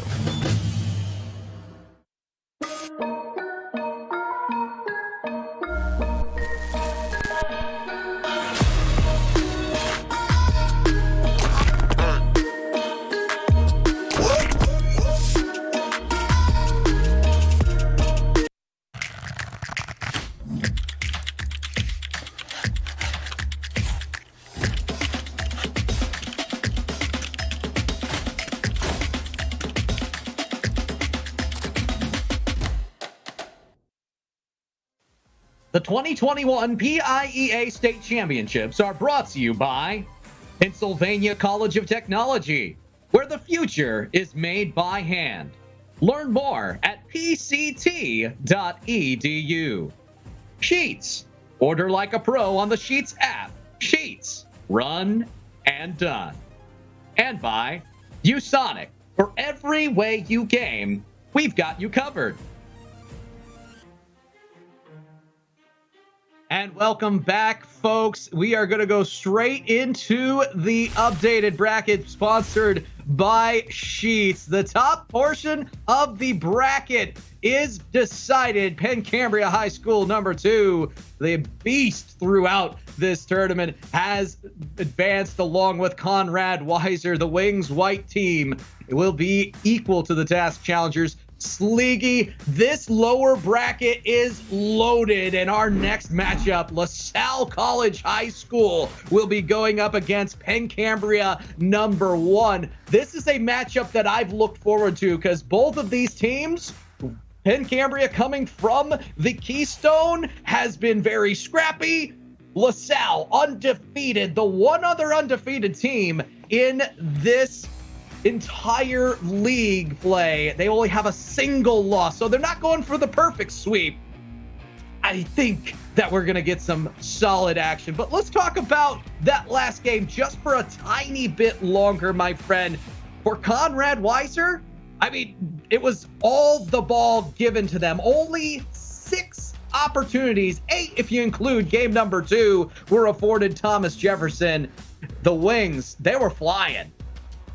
Yeah, no, they absolutely were. And, you know, this second half of this bracket, like you said, is loaded. But I think, you know, across the board, the bracket has been loaded all the way. And I mean, we've seen that with the game so far. Looking at a couple of the highlights of that last game between Conrad Weiser and Thomas Jefferson High, I mean, these plays are just absolutely phenomenal. And you can tell that the practice that these players have been putting in, Kendo, has been paying off. Because when we were seeing it come into full fruition right here in the playoffs for state championship. And I mean, it is excellent to see the sort of determination and just absolute control and confidence that these players have taken the field. And as we get ready to round out the second half of this bracket and see who is going to be setting up into those semifinals, I, for one, am excited to see who's going to still be going all the way and just running that distance.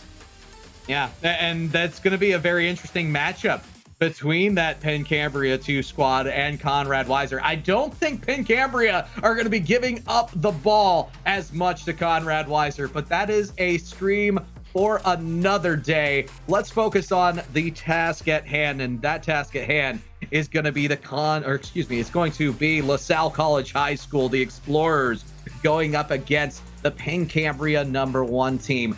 Now, Sleeky, I know that numbers usually can be deceptive, and they're sometimes indicative of who's number 1 and who's number 2, but the Penn Cambria number 2 team has been the team that's been unchallenged, unhindered. In the Keystone Division, Penn Cambria number 1, they went to a 5-2 record of 10-4 overall on their individual games in what was really the scrappiest division that we saw during league play. I think they're going to see a very big challenge in the Explorers from LaSalle College High. No, I mean, I think they are too. I mean, you talk about LaSalle being the other undefeated team, and you don't go undefeated for no reason, right? It's because you've got competent players under the hood, the ability to make mid-series adjustments, and probably a lot to do with how they prepare for this. So for Cambria, I mean, if they're any bit of good as their 2 team, which I would hope that they are, then this is going to set to be an interesting series. We've seen a 4-0 and a 4-1. Maybe we can see one that goes 6, or if we're lucky enough, maybe even 7. Yeah, that is exactly what I think is going to happen here. I mean, if nothing else, this Cambria #1 team has a consistent scrim partner within the Cambria #2 team. So I'm expecting the 2 teams to be fairly similar and fairly competitive with each other. And if they're anything competitive, we have one stellar matchup up against LaSalle College High School. I do kind of expect this one to go 6 or 7 games. But to my knowledge, we might be waiting on that just a tiny bit here. Yeah, just a little bit. This LaSalle College versus Cambria is set for the top of the hour, and you're not going to want to miss these 2 juggernauts going up against each other. Stay with us. We're going to cut to another quick break, but when we come back, it's going to be LaSalle College and Cambria at the top of the hour right here as part of the PIEA State Championships.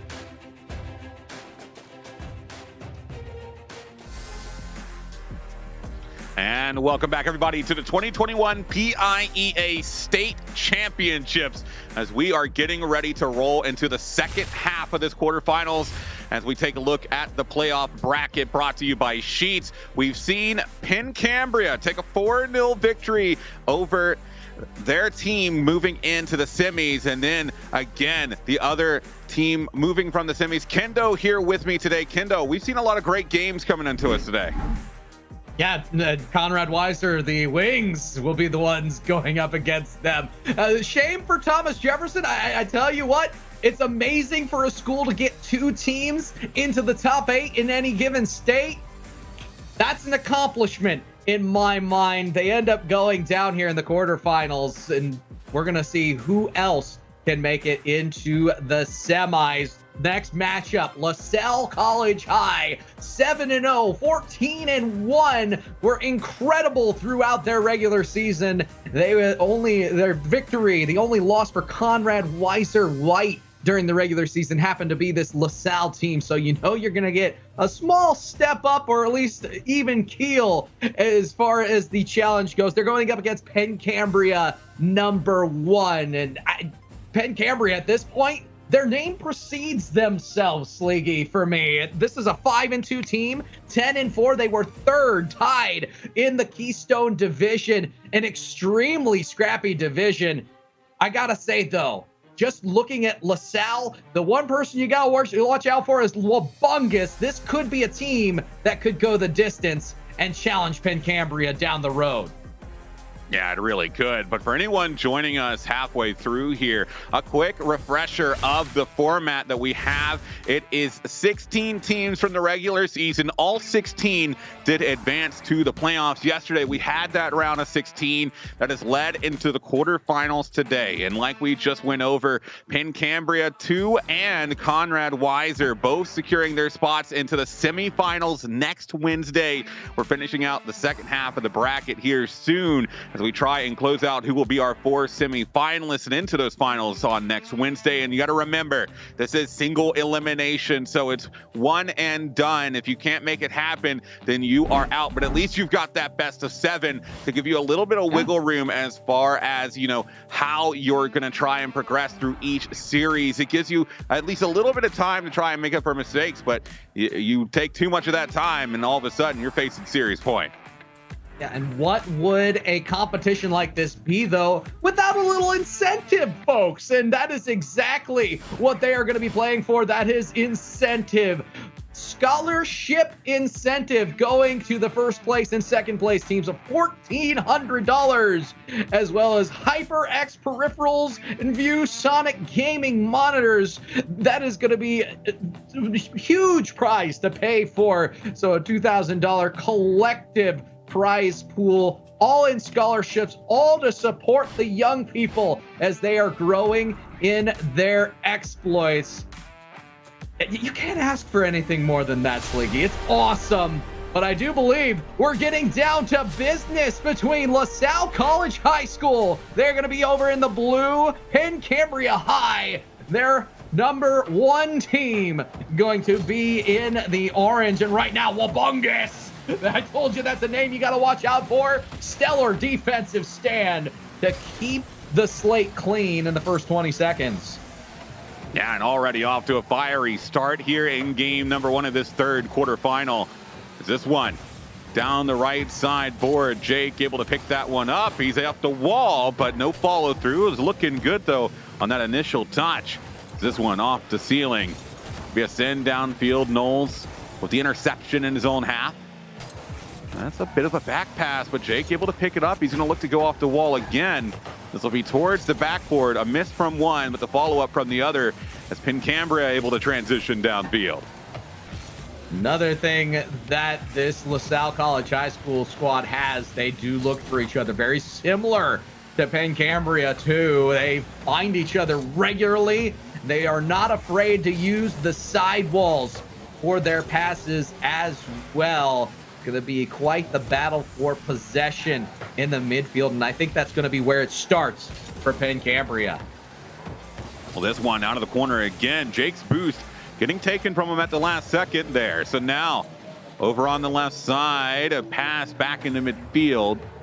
And LaSalle College, for the time being, able to hold on to it. Is this one right in front of net? And it's going to be put in from Desire Mental, as that will make it a 1-0 lead for Pin Cambria.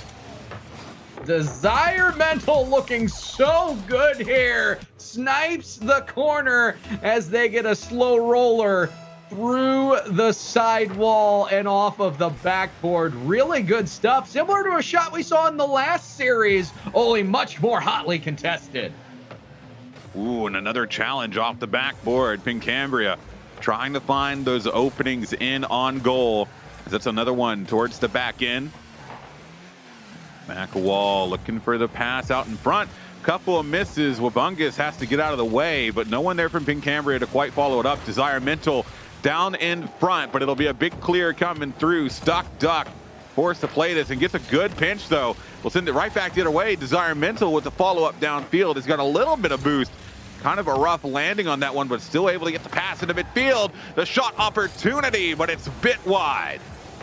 Of course, these two teams did not play each other in the regular season as they were cross-division rivals. This is going to be an excellent pickup off of the pass. Glitch the initial play on. Desire Mental's going to get the finish, but all three members able to see that ball through and beat the double commit on defense.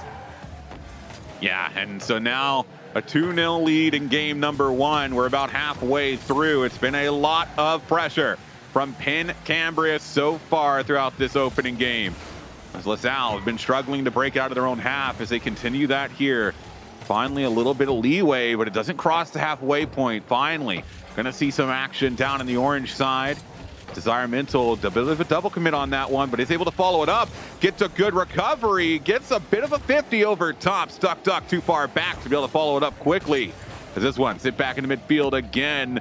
That's not going to be a touch from Glitch, and it'll end up being a goal from Jake to get LaSalle College High School back within one. And this was a need from LaSalle College. They had a perfect opportunity. Open net for days, afforded them by good midfield pressure, and they win the 50-50. They win the challenge. They push it across. They will cut this lead in half, and there is still plenty of time for LaSalle to make the comeback bear fruit. Well, this straight down backboard again. It's sent through. It looked like an open goal for a moment, but a great save on the line from Desire Mental, as Wabungus unable to hold on to possession.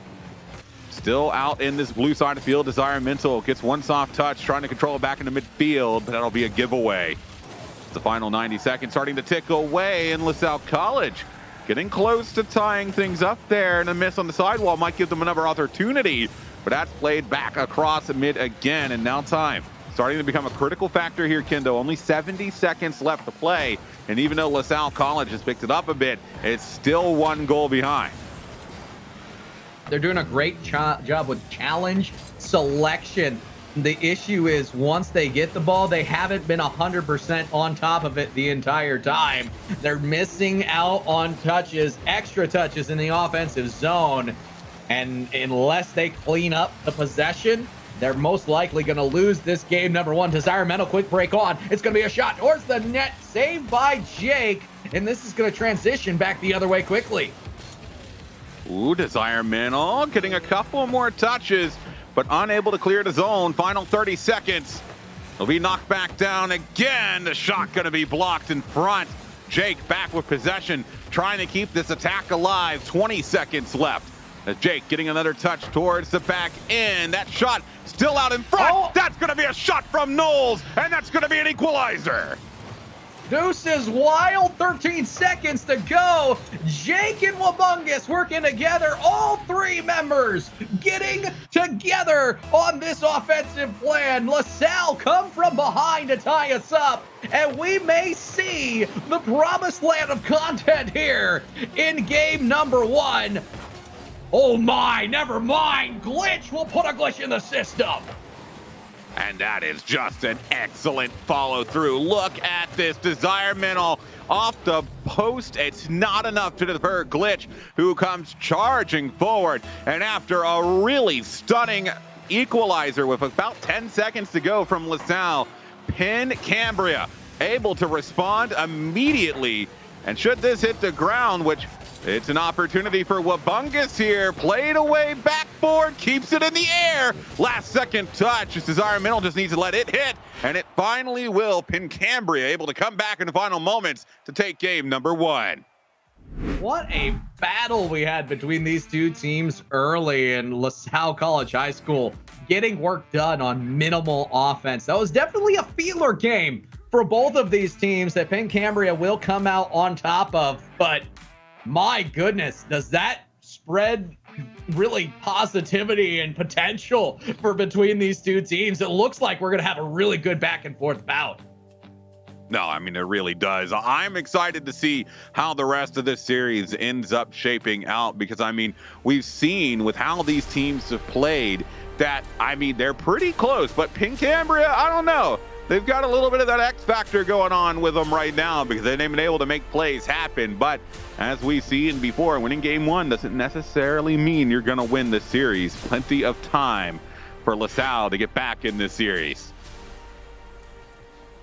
And they will be afforded 5 more minutes on the clock, of course, for game number 2. Clean slate. We'll see who gets to storm the gate early. It's going to be slow play here in the midfield. I really like the patience out of Cambria. They are showing me something right now, but they do not get the finish. Wabungus going to get the long clears. Did they have a follow? Maybe. It's going to be Knowles. And a back pass. They will no longer keep possession. They're going to be in dangerous confines. This Glitchy is going to take this to the corner.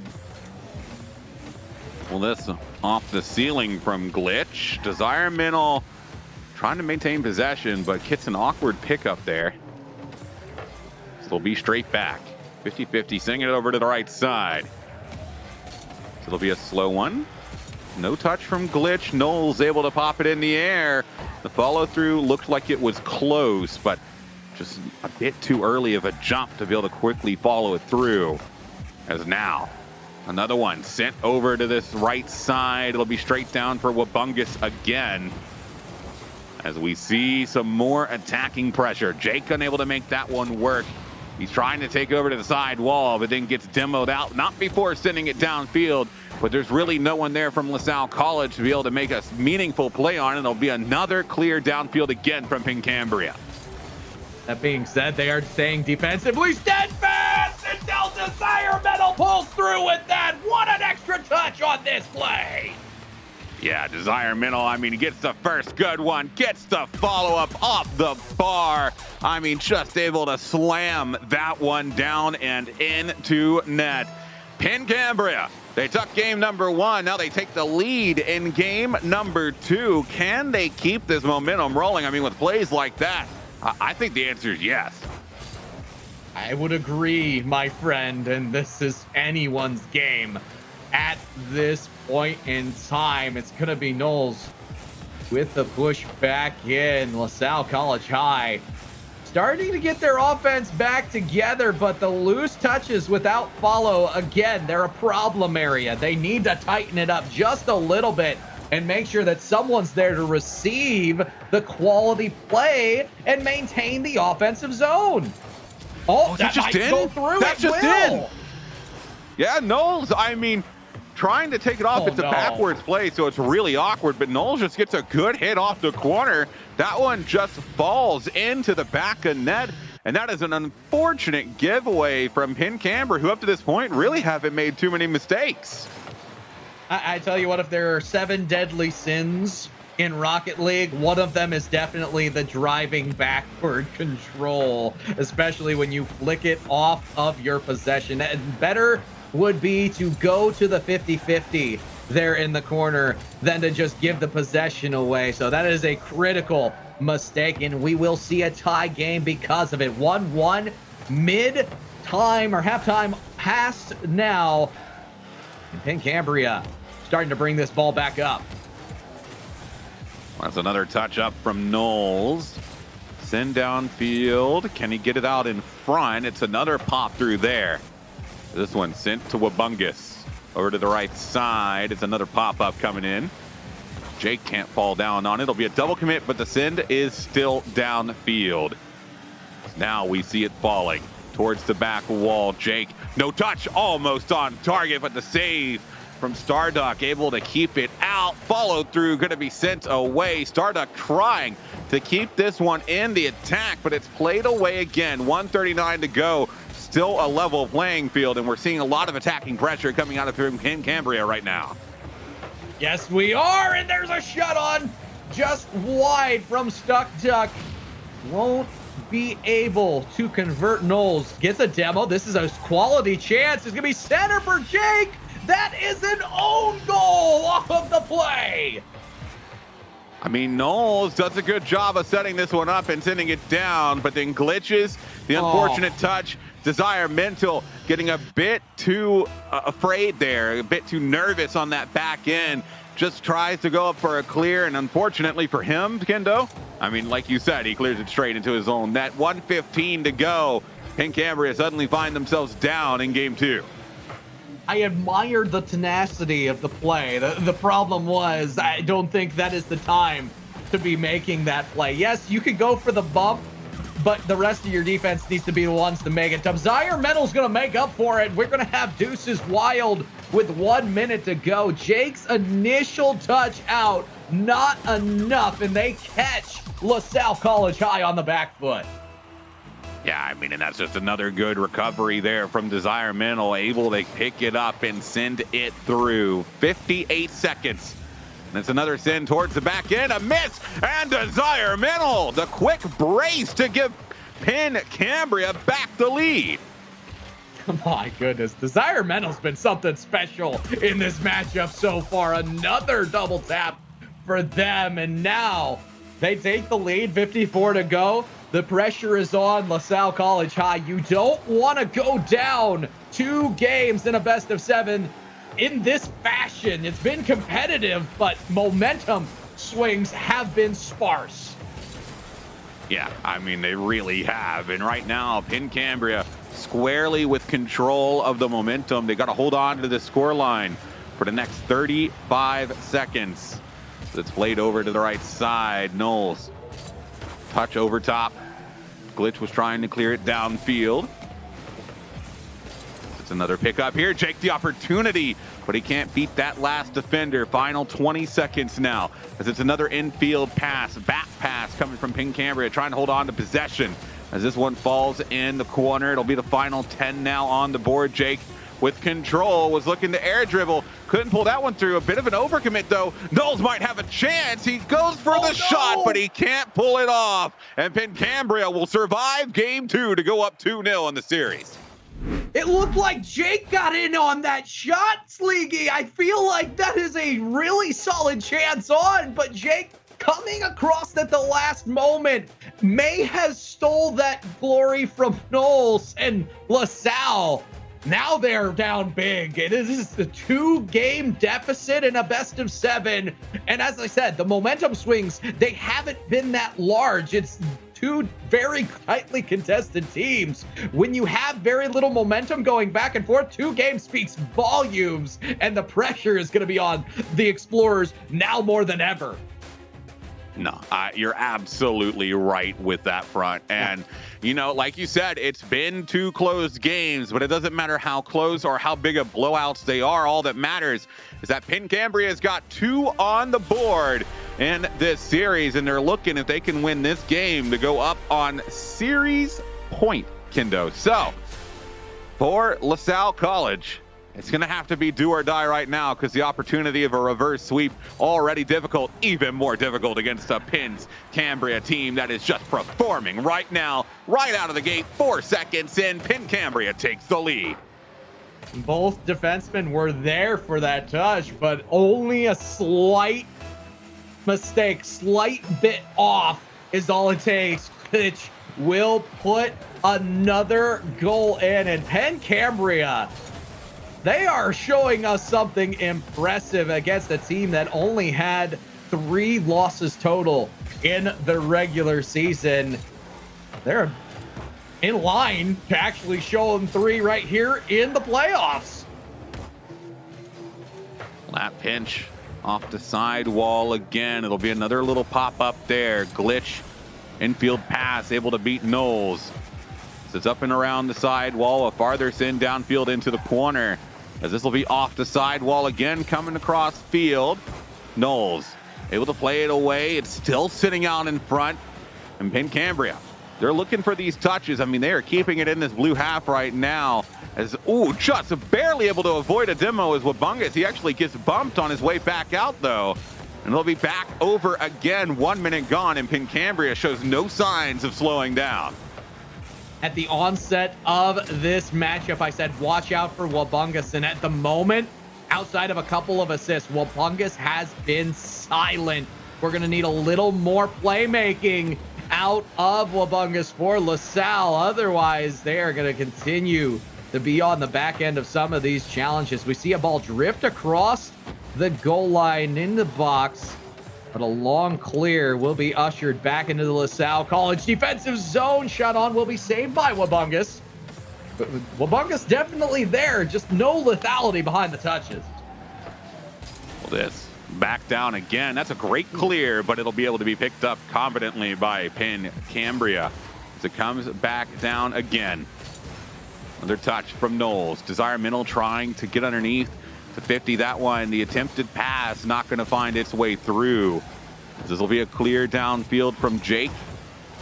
Gets one out in front, but another clear down the other way. That's Wabungus. Oh, it's still over top off the backboard. An opportunity, but it is blocked. Desire Mental backboard again. We'll see another 50. Wabungus trying to follow it up, but a demo comes through.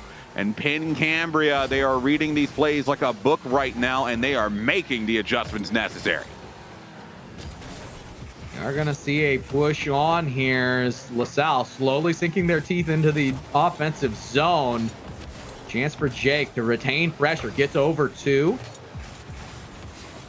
And will not do any more with it, but Wabungus retaining once again. LaSalle, they're lurking, and they are finally starting to take advantage in the shot count. It's going to be up to Cambria to answer and answer quickly. They still have the goal in priority, but unless they start snuffing out some of these challenges more at the midfield, it's only a matter of time before the defense starts to crumble. I mean, matter of time speaking as well, because there's only 1:45 left of time in regular time, as another clear coming through from Cambria. It'll be a send back downfield, though, quick on this draw, but stuck duck back into midfield. Be over to the left side. Glitch with 1, 2, trying to find a third, almost falls on it, but it's a great touch there. Follow up, not a lot of power. But man, oh man, Glitch was trying to make a highlight reel play for himself there. Instead, it'll end up being a LaSalle College high ball. They're going to give away possession extremely quickly on this one. Both teams hunting for an opportunity. The only thing we haven't seen is physical play, Sleegy, and I'd love to see a demo here to cause disruption on the back line for either team. It could be the deal. It could be what seals the deal. Desire Metal, though, takes to the heavens and rains down a second goal. Oh, what a shot coming from Desire Middle. I mean, just gets the touch all the way down and in. Beautiful air control, car control, ball control, all the control coming from Desire Mental as he gets a phenomenal shot straight down, follow-up almost there from Glitch. And game number 3 might be in the books unless LaSalle College can really come up with some sort of return here, because my goodness, that just can suck the wind out of your sails. Yeah, I was going to say that is definitely a momentum changer. And whereas I said there was no momentum swings, a 2-0 victory is going to put all of the pressure on LaSalle College. They need to at least get a goal in solace. They are going to get potentially nothing of the sort. How did that not go in? I just don't think there was any numbers forward to try and follow it up. It doesn't matter too much in the grand scheme of things because this game is over. Ball just waiting to hit the ground, but the scoreline, no matter what happens to it from this point on, isn't going to change the result. Penn Cambria take their third in a row, and they are one game away, Kendo, from setting up a series sweep. I've already seen a sweep here in the statistics board. 0 shots, a goose egg for LaSalle College High School. Wow. Penn Cambria was on fire in this one, and now LaSalle, they're left trying to figure out, okay, we're going to have to test some limits here because a reverse sweep, if we're not even getting shots in game 3, that's going to be tough. Yeah, I mean, it's got to be something. I didn't even notice that until you pointed it out right now. But yeah, shotless for LaSalle. You got to get some sort of offense rolling. You cannot afford to just let a team walk over you like this. I mean, you got to try and get anything rolling. And I mean, if we continue to see a performance like that, I think the sweep is going to end up being inevitable. But it is still possible for LaSalle to try and get themselves back in this game. I mean, I'm taking a look. They've performed well in the past. They can try and bring it back here, but now series point, reverse sweep is their only way forward. They've got to try and get anything moving right now. Yeah. And they have lost just as many as they lost in the regular season in this series. That is an insane thing to think about. So the mental might not be very positive, but this is the type of pressure that makes diamonds. And for LaSalle College High School, 1 goal here to start them out with first blood might be all they need. It's going to be played across by James. Chance on. Broken up immediately. Wabunga scores! And that's the first one on the board. And LaSalle finally able to take the lead, and it's off a beautiful corner read from Wabungas. Able to send that one just off center of net, but it's in the back of net either way. And just a little over 15 seconds in, and maybe a bit of solid momentum to help them get started. Wabungas, can he get 2? Almost. Wabungas is warming up. I think that is evident here early in game number 4. The one that we said watch out for. Oh, Wabungas up and over. It'll be just wide. But LaSalle College High School looked like a different animal on the attack 40 seconds into game number 4. Well, this towards the back end. Shot coming in, but it's going to be saved away by Jake. A stuck duck trying to put it back into midfield, but another clear coming all the way down. As this backboard hit, looking to fall on it. Good follow through. As now Jake with possession. He gets bumped off the play. Another one coming in, side corner. It'll be up near the ceiling. Side corner down again. Jake getting bumped off of it, but Desiramental still in the area. Glitch can't make that happen. It'll be sidewall, and again, just opportunity after opportunity, and it's not quite enough as Penn Cambria getting slowed down a little bit right now. I'm going to be honest, they look a little bit shook at the moment, Sleegy. They're throwing themselves a lot of these challenges, and it's an opportunity for LaSalle if they can remain steadfast, force a couple 50-50s. They might afford themselves some more opportunities. Wabungas is going to power through on this one. Great finesse, good control, beats the one defender. It was a stellar 1v1, and now they're up by 2. Yeah, up by 2, and it's a good return from LaSalle College here as they again, I mean, they're facing series point. Desiramental, though, going to be trying to get them back closer. Backboard, Stuck Duck doesn't get it, but Desiramental will find the follow through, and that'll get Penn Cambria back within 1. Now, I say they are throwing themselves at a lot of these challenges. You can see it. The double commit, it was a hard double commit. You have to make contact on the backboard touch. Otherwise, they are going to get a chance just like that. They cut the lead in half.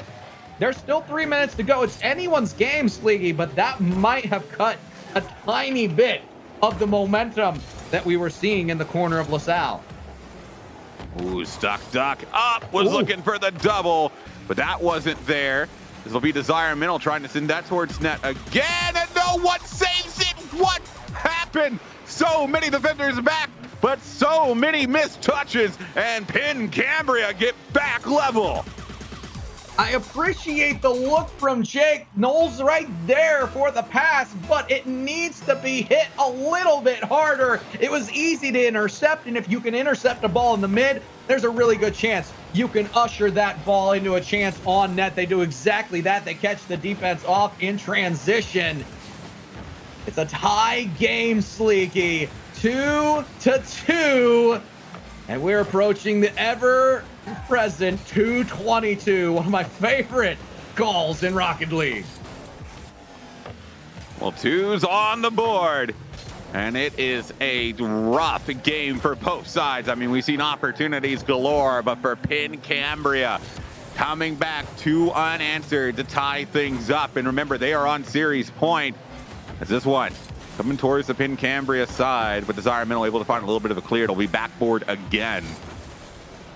That pickup into the corner, couple missed touches. Knowles gets one, backboard again. That 50 straight back down, but it's not enough to follow through. Glitch trying to follow up. Knowles can't get that touch off the sidewall.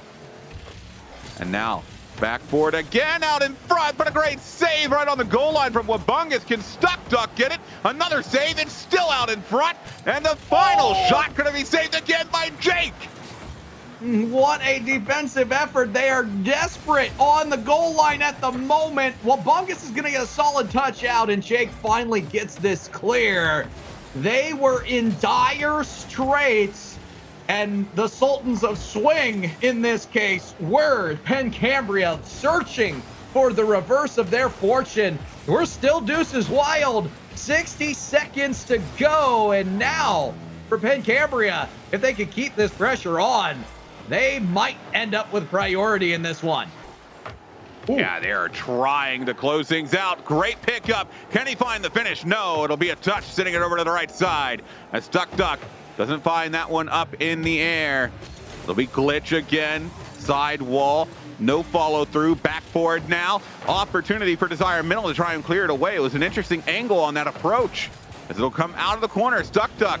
Bit of a mistouch. Double commit. Can he follow it up? No. Yes, he can. Can the defender get back? No, he can. Oh, Wabungus misses the initial touch, and it's Jake who needs to be the hero defensively, just off on the sweep across. And now, Pin Cambria, improbable sweep on the line. They have a goal in priority in 22 seconds to hold off LaSalle. They're not holding off defensively. They are continuing the onslaught.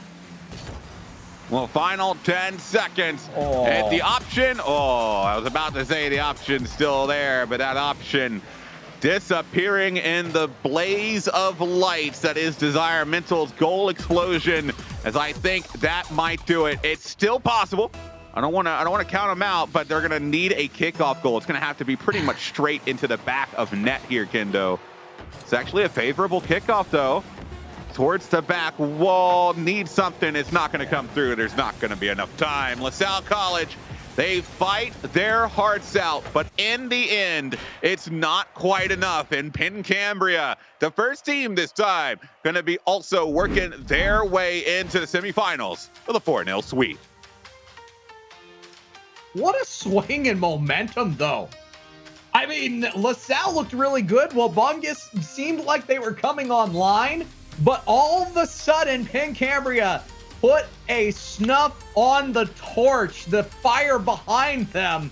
And by the end of this game, they looked like a team defeated, both statistically, quite literally, but also in the morale portion of things. It's a shame because it was a close series. The 4-0 does not do what we saw between these two teams justice. To be honest, best series we've seen all night.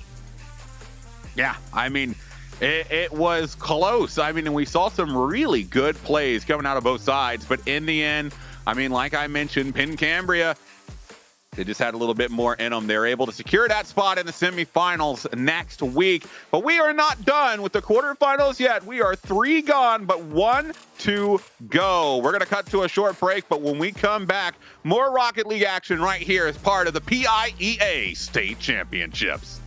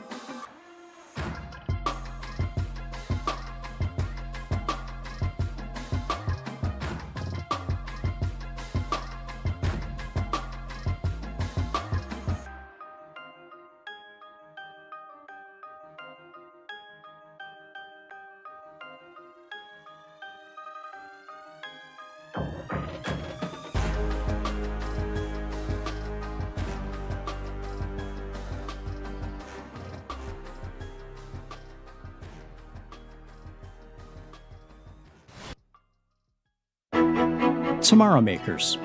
They define success. They innovate their industries with technical know-how and vision, and stories only they can tell. Pennsylvania College of Technology is committing $1.25 million in existing scholarships and $250,000 in new scholarships for fall starts. This is your time. Share your story and kickstart your journey. Learn more and apply at pct.edu/2021.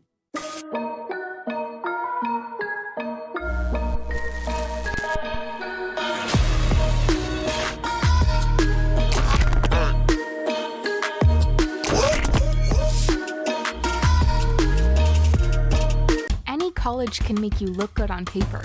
At Penn College, we're more into looking good on steel and looking good on x-rays, with looking good in code, building and rebuilding, vision and revisions. And when it's all said and done, you'll look good to everyone.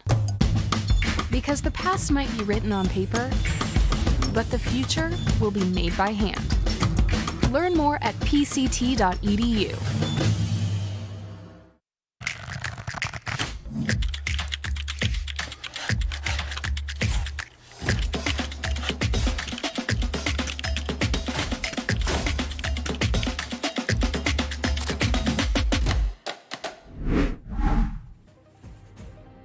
And the 2021 PIEA State Championships are brought to you by Sheets.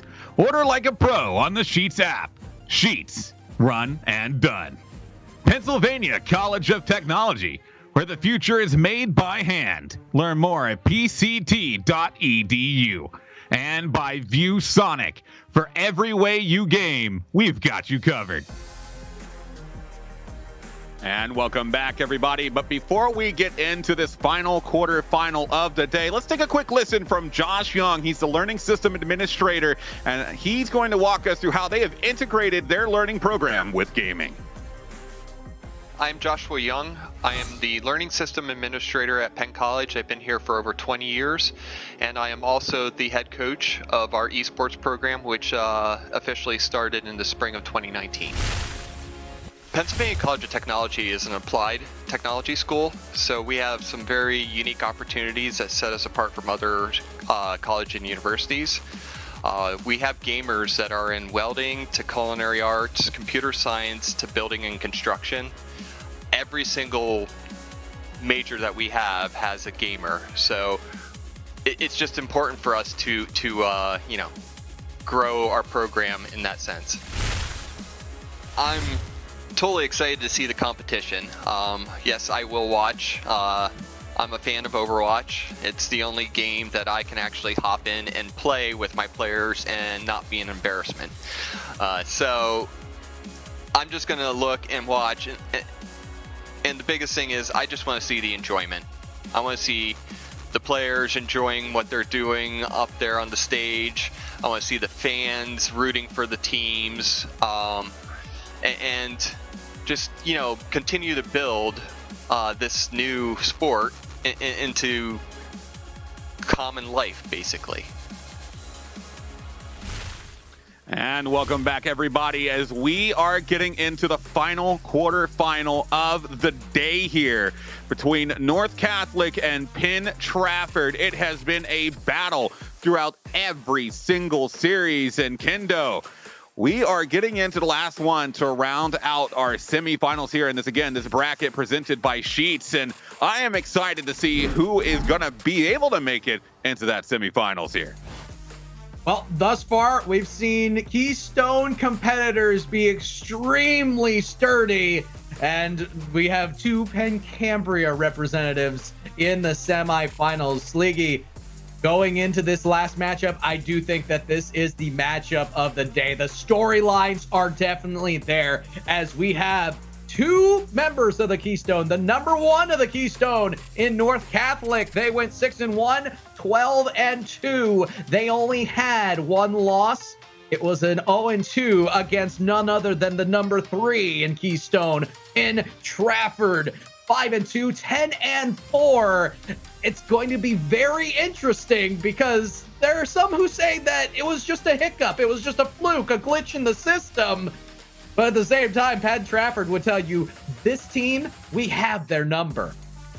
Yeah, and taking a look at the highlights from last series as well, I mean, you can see a lot, again, of the preparation and determination that these teams are showing. I mean, Penn Cambria looked really good, and what's funnily enough is even though it was a sweep, so did LaSalle College. Looked good throughout that series. It was just Penn Cambria had something else moving forward, and it's unsurprising, again, with how well both of their teams have been playing. I mean, like you said, Penn Cambria 1 and Penn Cambria 2 both making their way into the semifinals next week.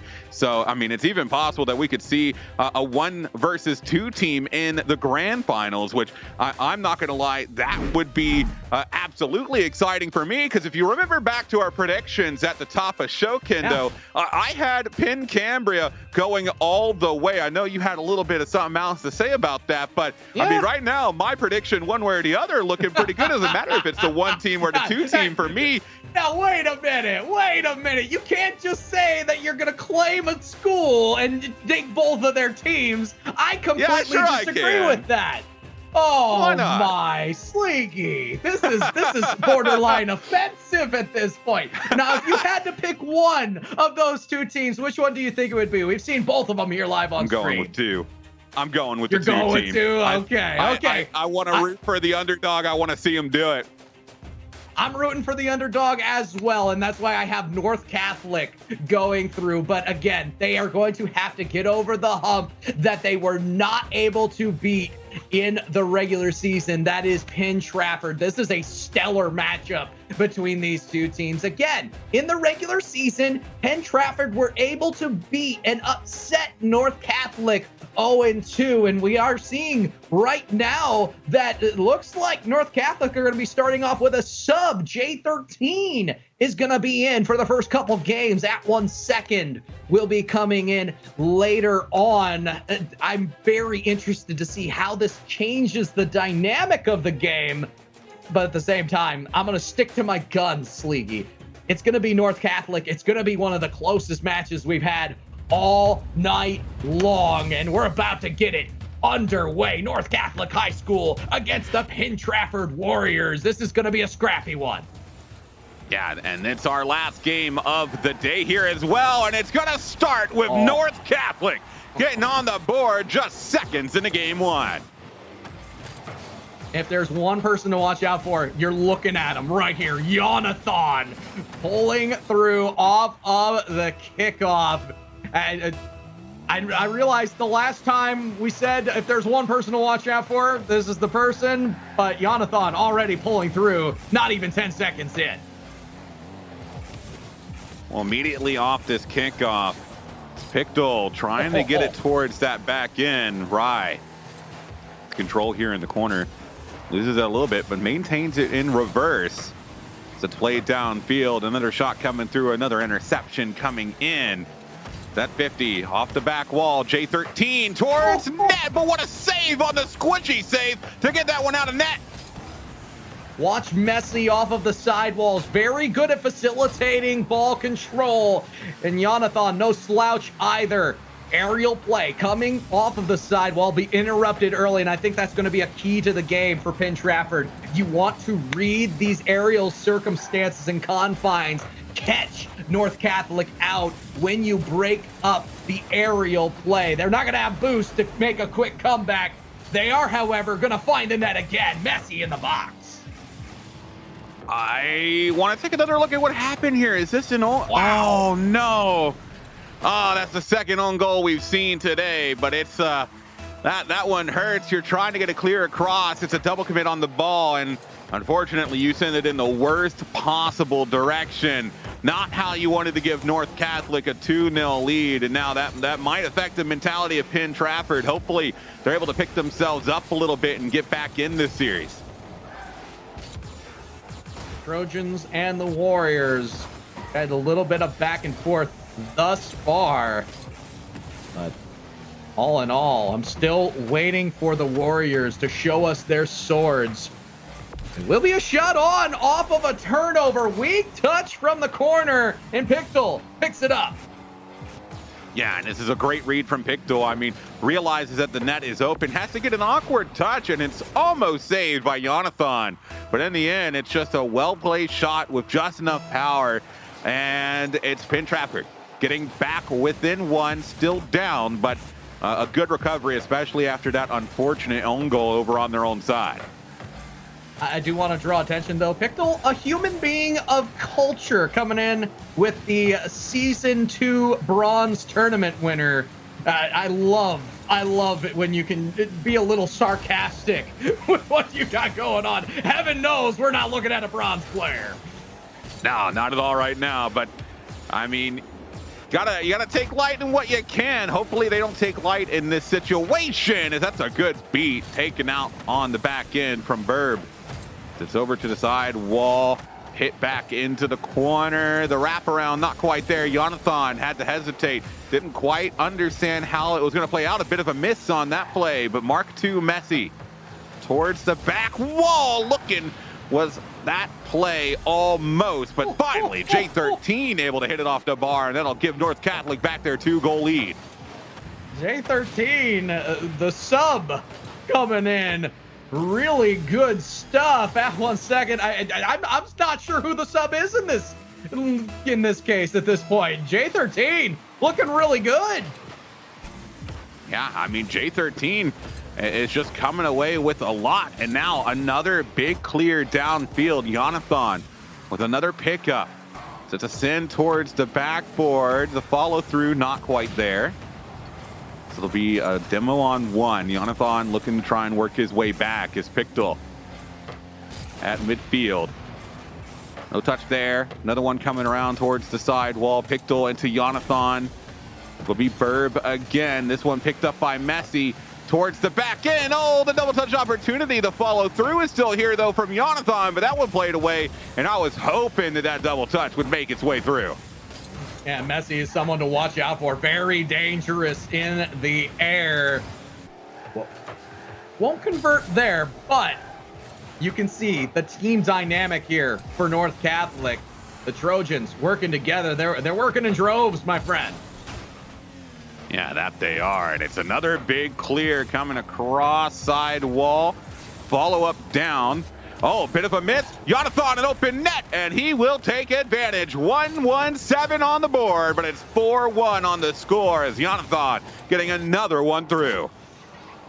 And I think this is of the utmost importance if you're North Catholic. If mistakes come out, you want to make sure you keep the foot on the gas and punish. Early, punish often, because Penn Trafford, they have automatic confidence knowing that they beat you in week 6, and they're going to try to do it again.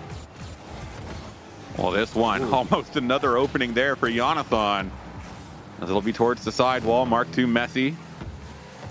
Finding one touch. Jonathan has to quickly get up to that one.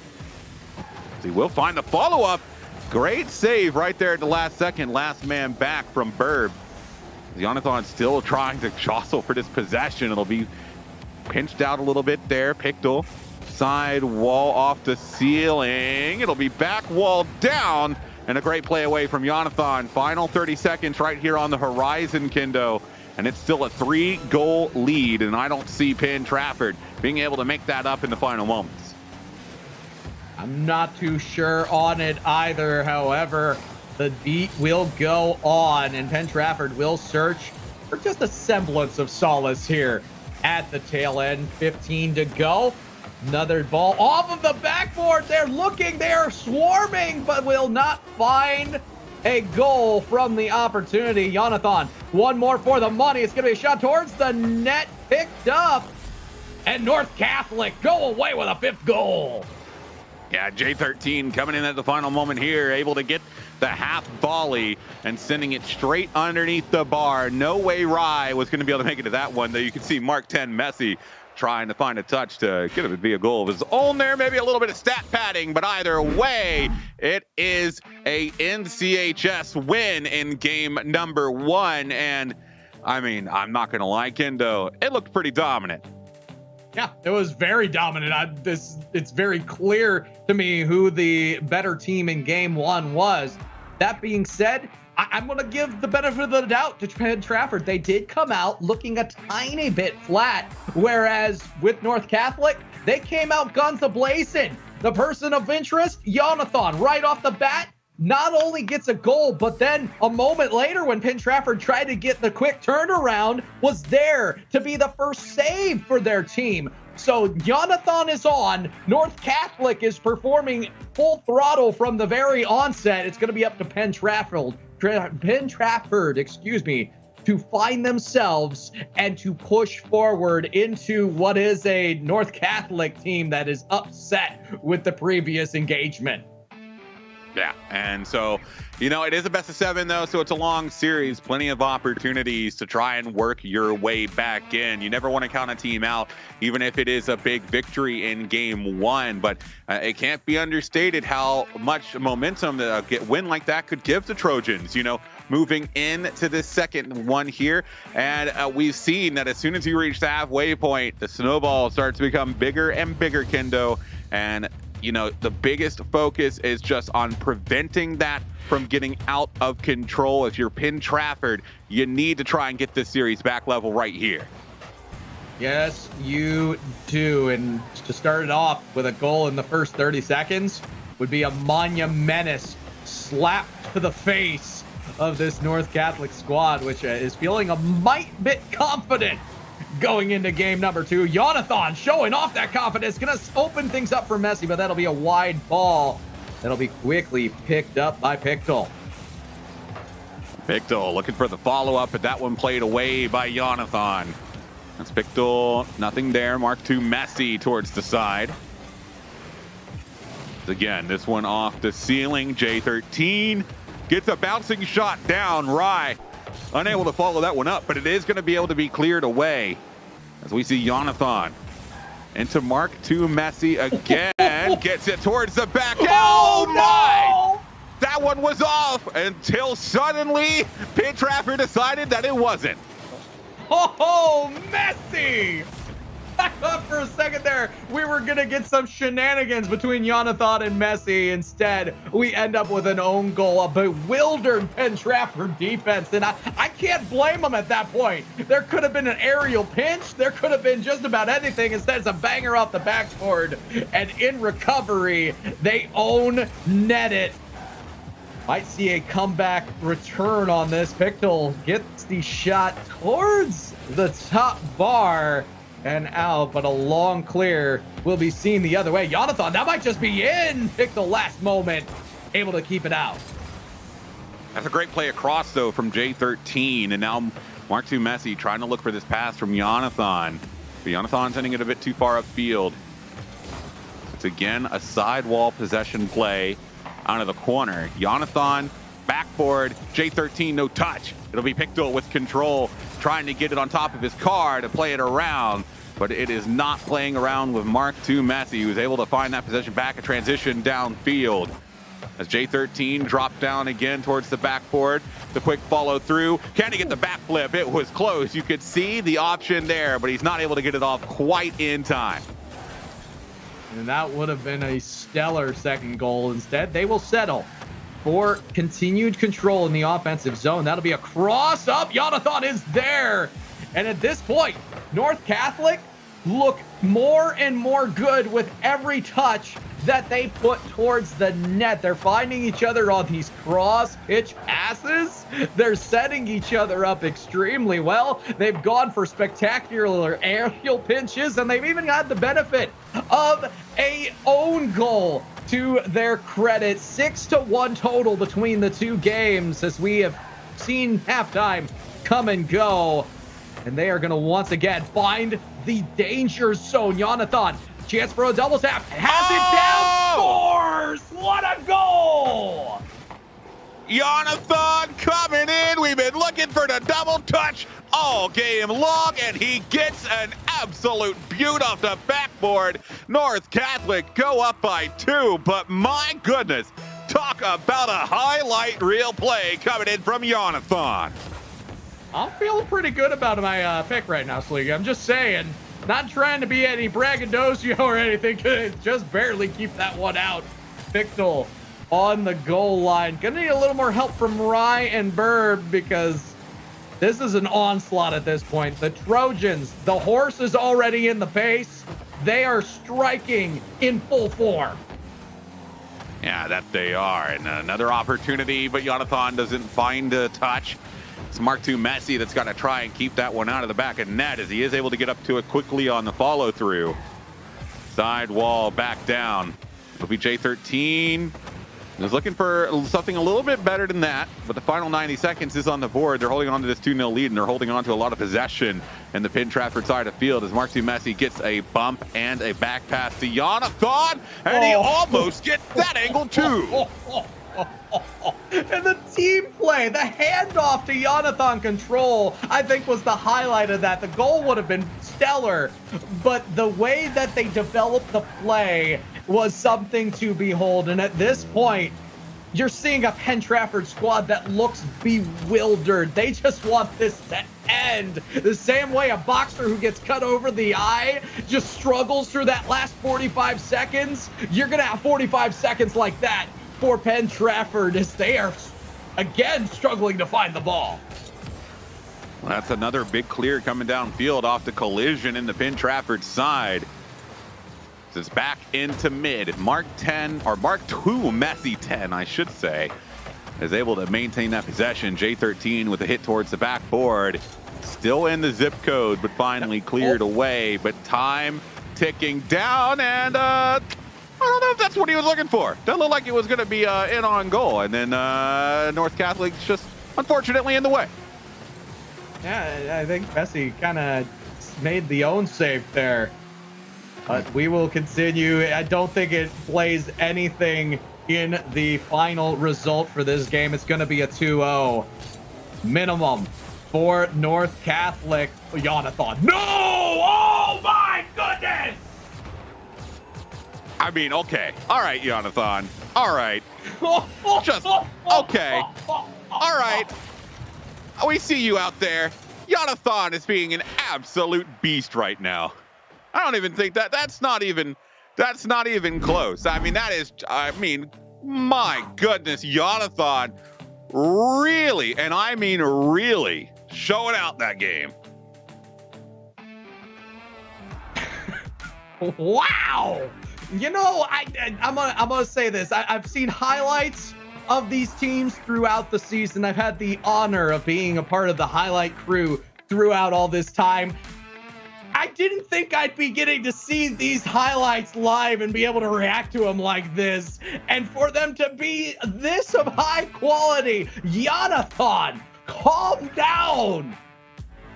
Wow, what a game for North Catholic. Again, 8-1 now between the two games. It's been a dominant showing. Only 2 shots on the board for Penn Trafford. Something has to give, and it's going to have to start with at least putting a hamper on Jonathan. My goodness. Yeah, but let's take another look at that play, though, right here as we do get the sub in. I mean, it's the final seconds ticking down, and, you know, you already got the game pretty much in hand. Mark II Messi just kind of playing it downfield, you know, letting it hit, and Jonathan's like, nah, dog, we ain't done with this just yet. Gets the musty flick into a double touch off the backboard. Jonathan, my goodness. What a play. You see, now you have to go and win the championship. You can't lose a championship on that. We are going to game number 3, folks. And Jonathan, calm down, young man. Calm down. I mean, Jonathan is just an absolute beast right now. I mean, we're 8 seconds into the game 3, and Jonathan's just like, hey, remember that goal I scored at the end of last goal? Well, here's my goal explosion again in case you missed it.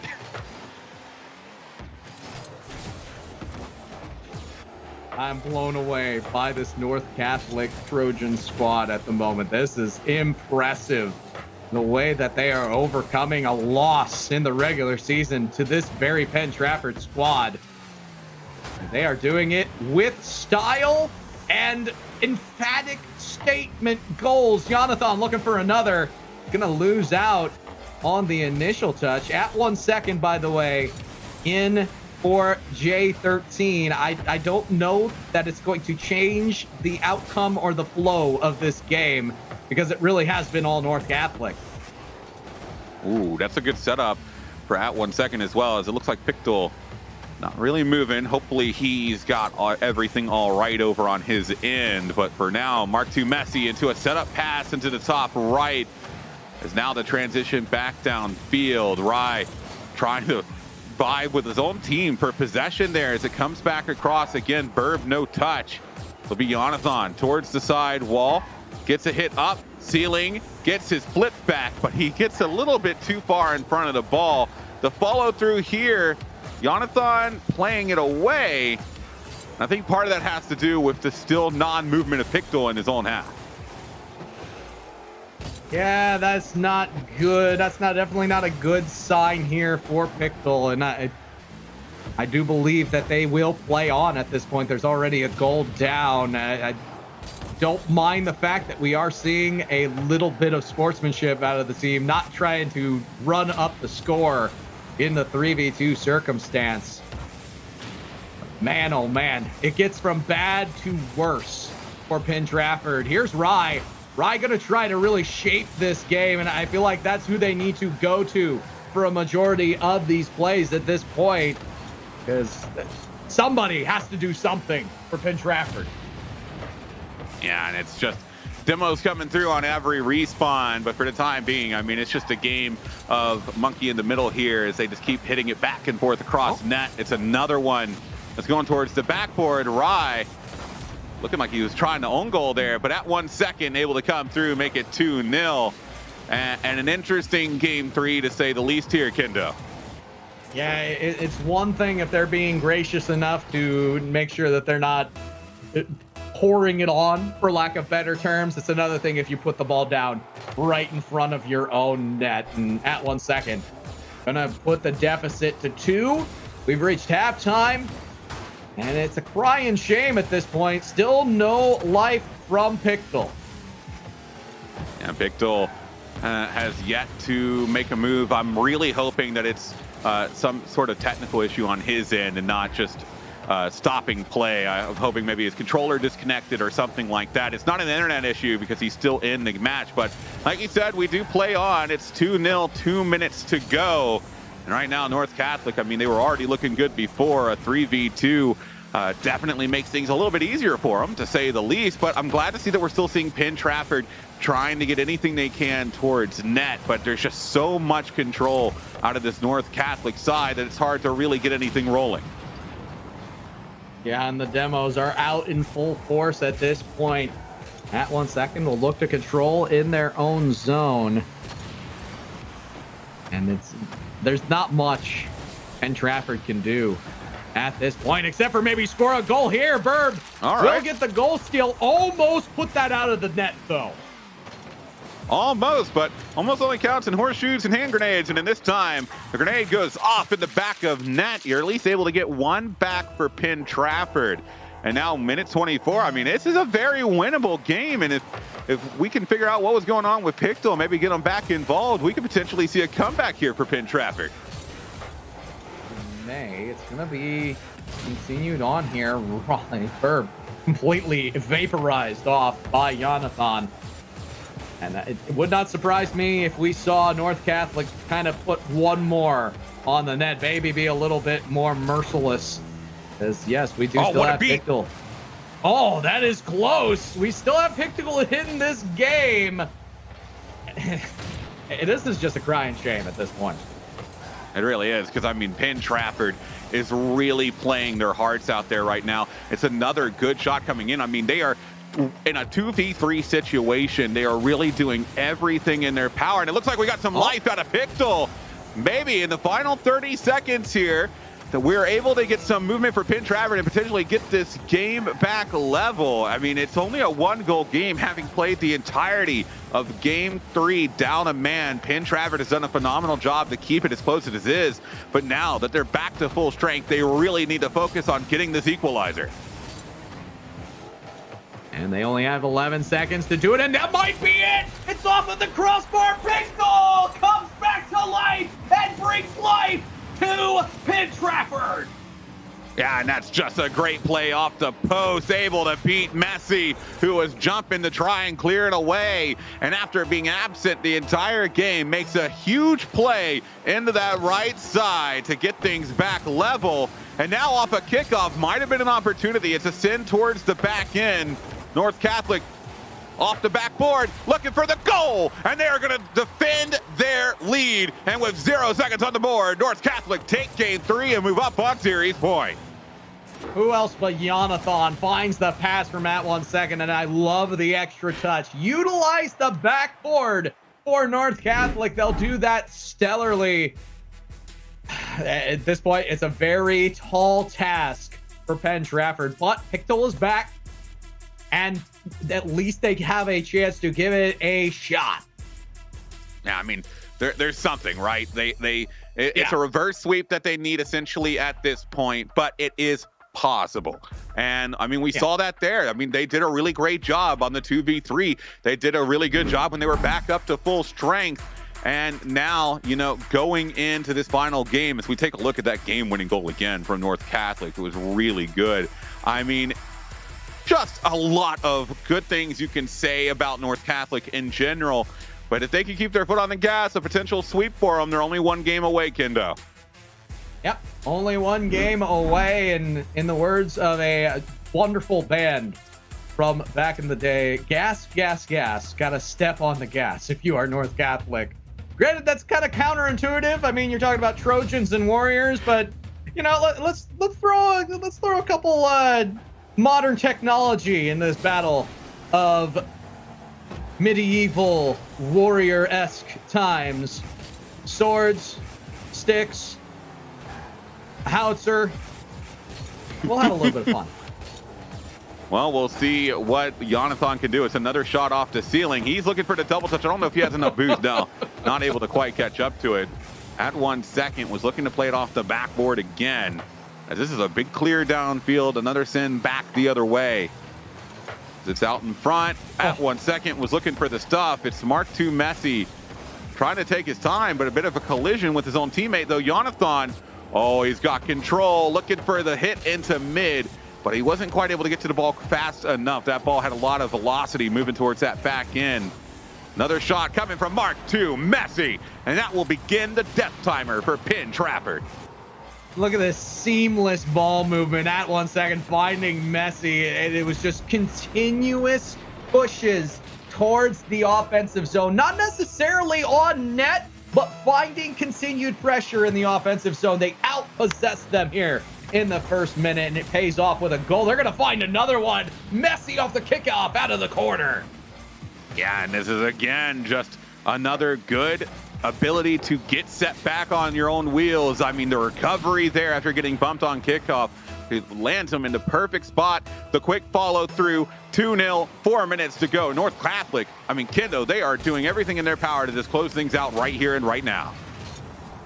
Everything in their power, including potentially throwing the kitchen sink at a defending Penn Trafford defense.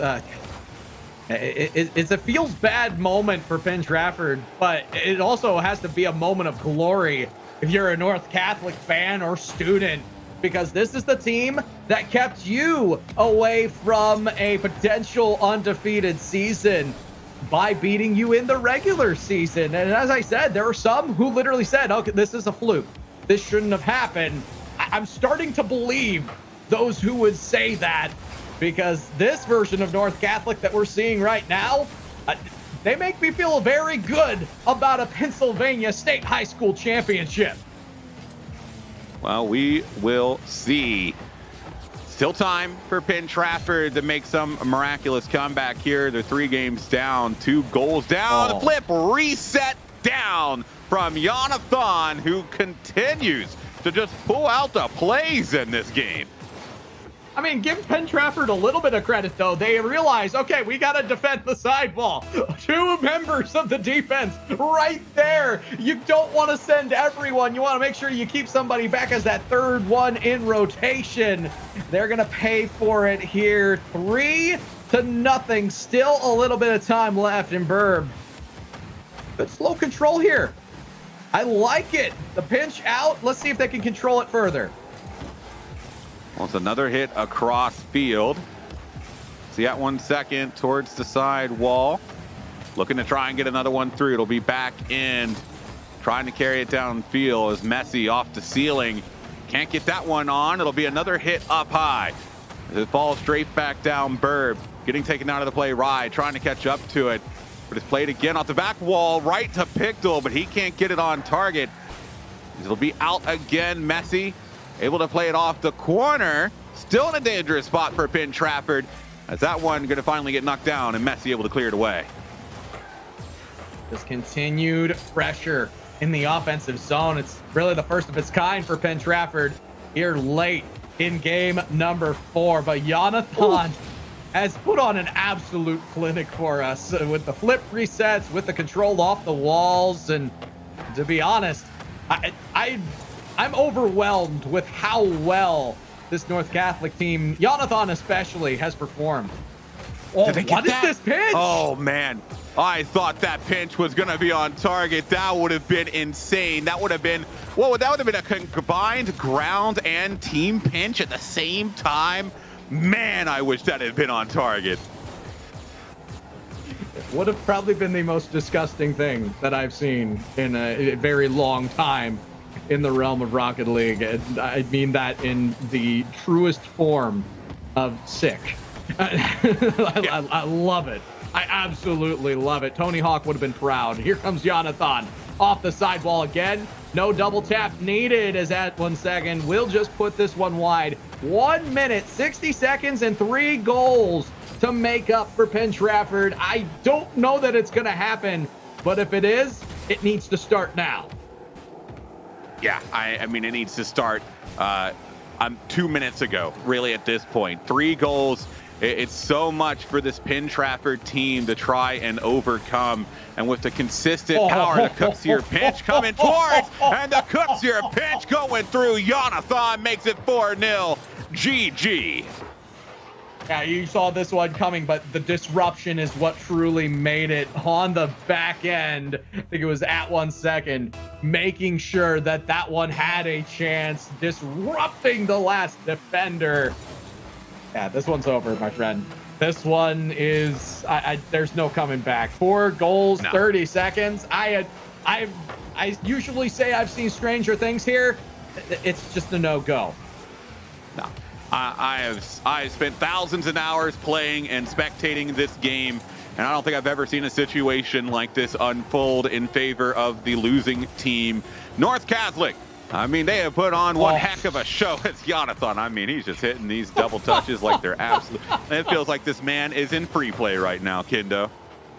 He is having his cake and eating it too. That is 3 double taps more than we've seen all day long. And you know what? I'm here for it. Way to go, Jonathan. Way to go. Yeah. Final couple seconds ticking away.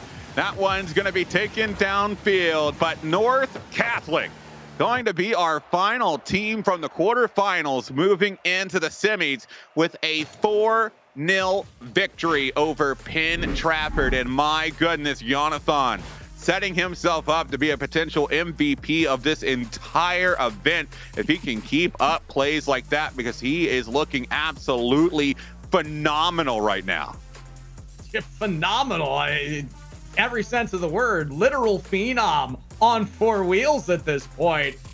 As we said, we weren't seeing that many double taps. We weren't seeing that good a control. You give Jonathan any time at all, this North Catholic squad is extremely dangerous. So Penn Cambria, take some notes. You're going to have, most likely, if they make it through the semifinal, 2 shots at you. But also, we'll go back to the bracket provided by Sheets. Our lower bracket is set. Penn Cambria team number 1 will be against North Catholic High School in what should be a stellar matchup.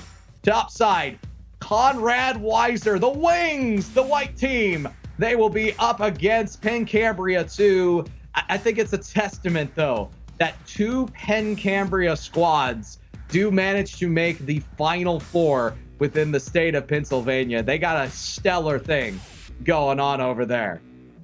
Yeah, and, you know, taking a look at the replays from that last series as well, your prediction of North Catholic looking pretty good with how they played. I mean, just absolutely phenomenal solo plays. I mean, team plays as well.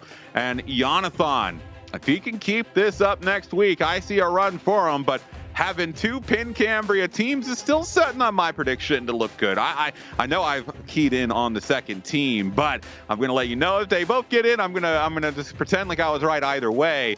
But it's going to be an interesting lineup with the final game. I'm looking forward to Penn Cambria versus North Catholic. I think that's going to be a very decisive series next week as we get into the semis and then finally the grand finals. I mean, there is just so much to look forward to here, Kendo. Yeah, I agree. It's definitely going to be a limit tester. And to be honest, it makes me all the more excited for high school Rocket League. Folks, I want you to understand what is going on here. PIEA, governing body of what you and Ice League are really hoping for, becomes a big thing. It catches on going forward. That is esports athletics at the high school level, and then potentially at the college level, just the continued development, the acknowledgement of what esports is in the lives of young people. So it's amazing to think that there's $2,000 in scholarship money on the line for these young people today, and they are putting their all into it. Yeah, not to mention ViewSonic monitors and these HyperX peripherals as well. Let me tell you, these things are incredibly comfy. But we are just about to close things out. Before we do, we're going to cut to a quick break. And then when we come back, we're going to wrap everything up as we get ready to look ahead to next week for the end of the playoffs. Stick with us. The 2021 PIEA State Championships have been brought to you by Sheets. Order like a pro on the Sheets app. Sheets. Run and done. Pennsylvania College of Technology, where the future is made by hand. Learn more at pct.edu. ViewSonic. For every way you game, we've got you covered. And by HyperX. We're all gamers. And again, that is going to do it for us here today. The quarterfinals are set. Semifinals leading into the grand finals next Wednesday. You're not going to want to miss it, but you're also not going to want to miss Overwatch tomorrow. They have their quarterfinals coming up. That's going to be a lot of fun. I know I'm personally looking forward to it, Kendo, but this has been a great day of Rocket League, and if anything, it has got me absolutely pumped to see who comes out on top next Wednesday. Absolutely. It makes me wish I was in high school again. I'm not going to lie, my friend. Yeah, but that is going to do it. Thank you so much for watching, everybody. This has been the PIEA State Championships, the quarterfinals done. Again, remember, one last time, don't forget next Wednesday for the semis and grands. Thank you so much for watching, and have a great rest of your day.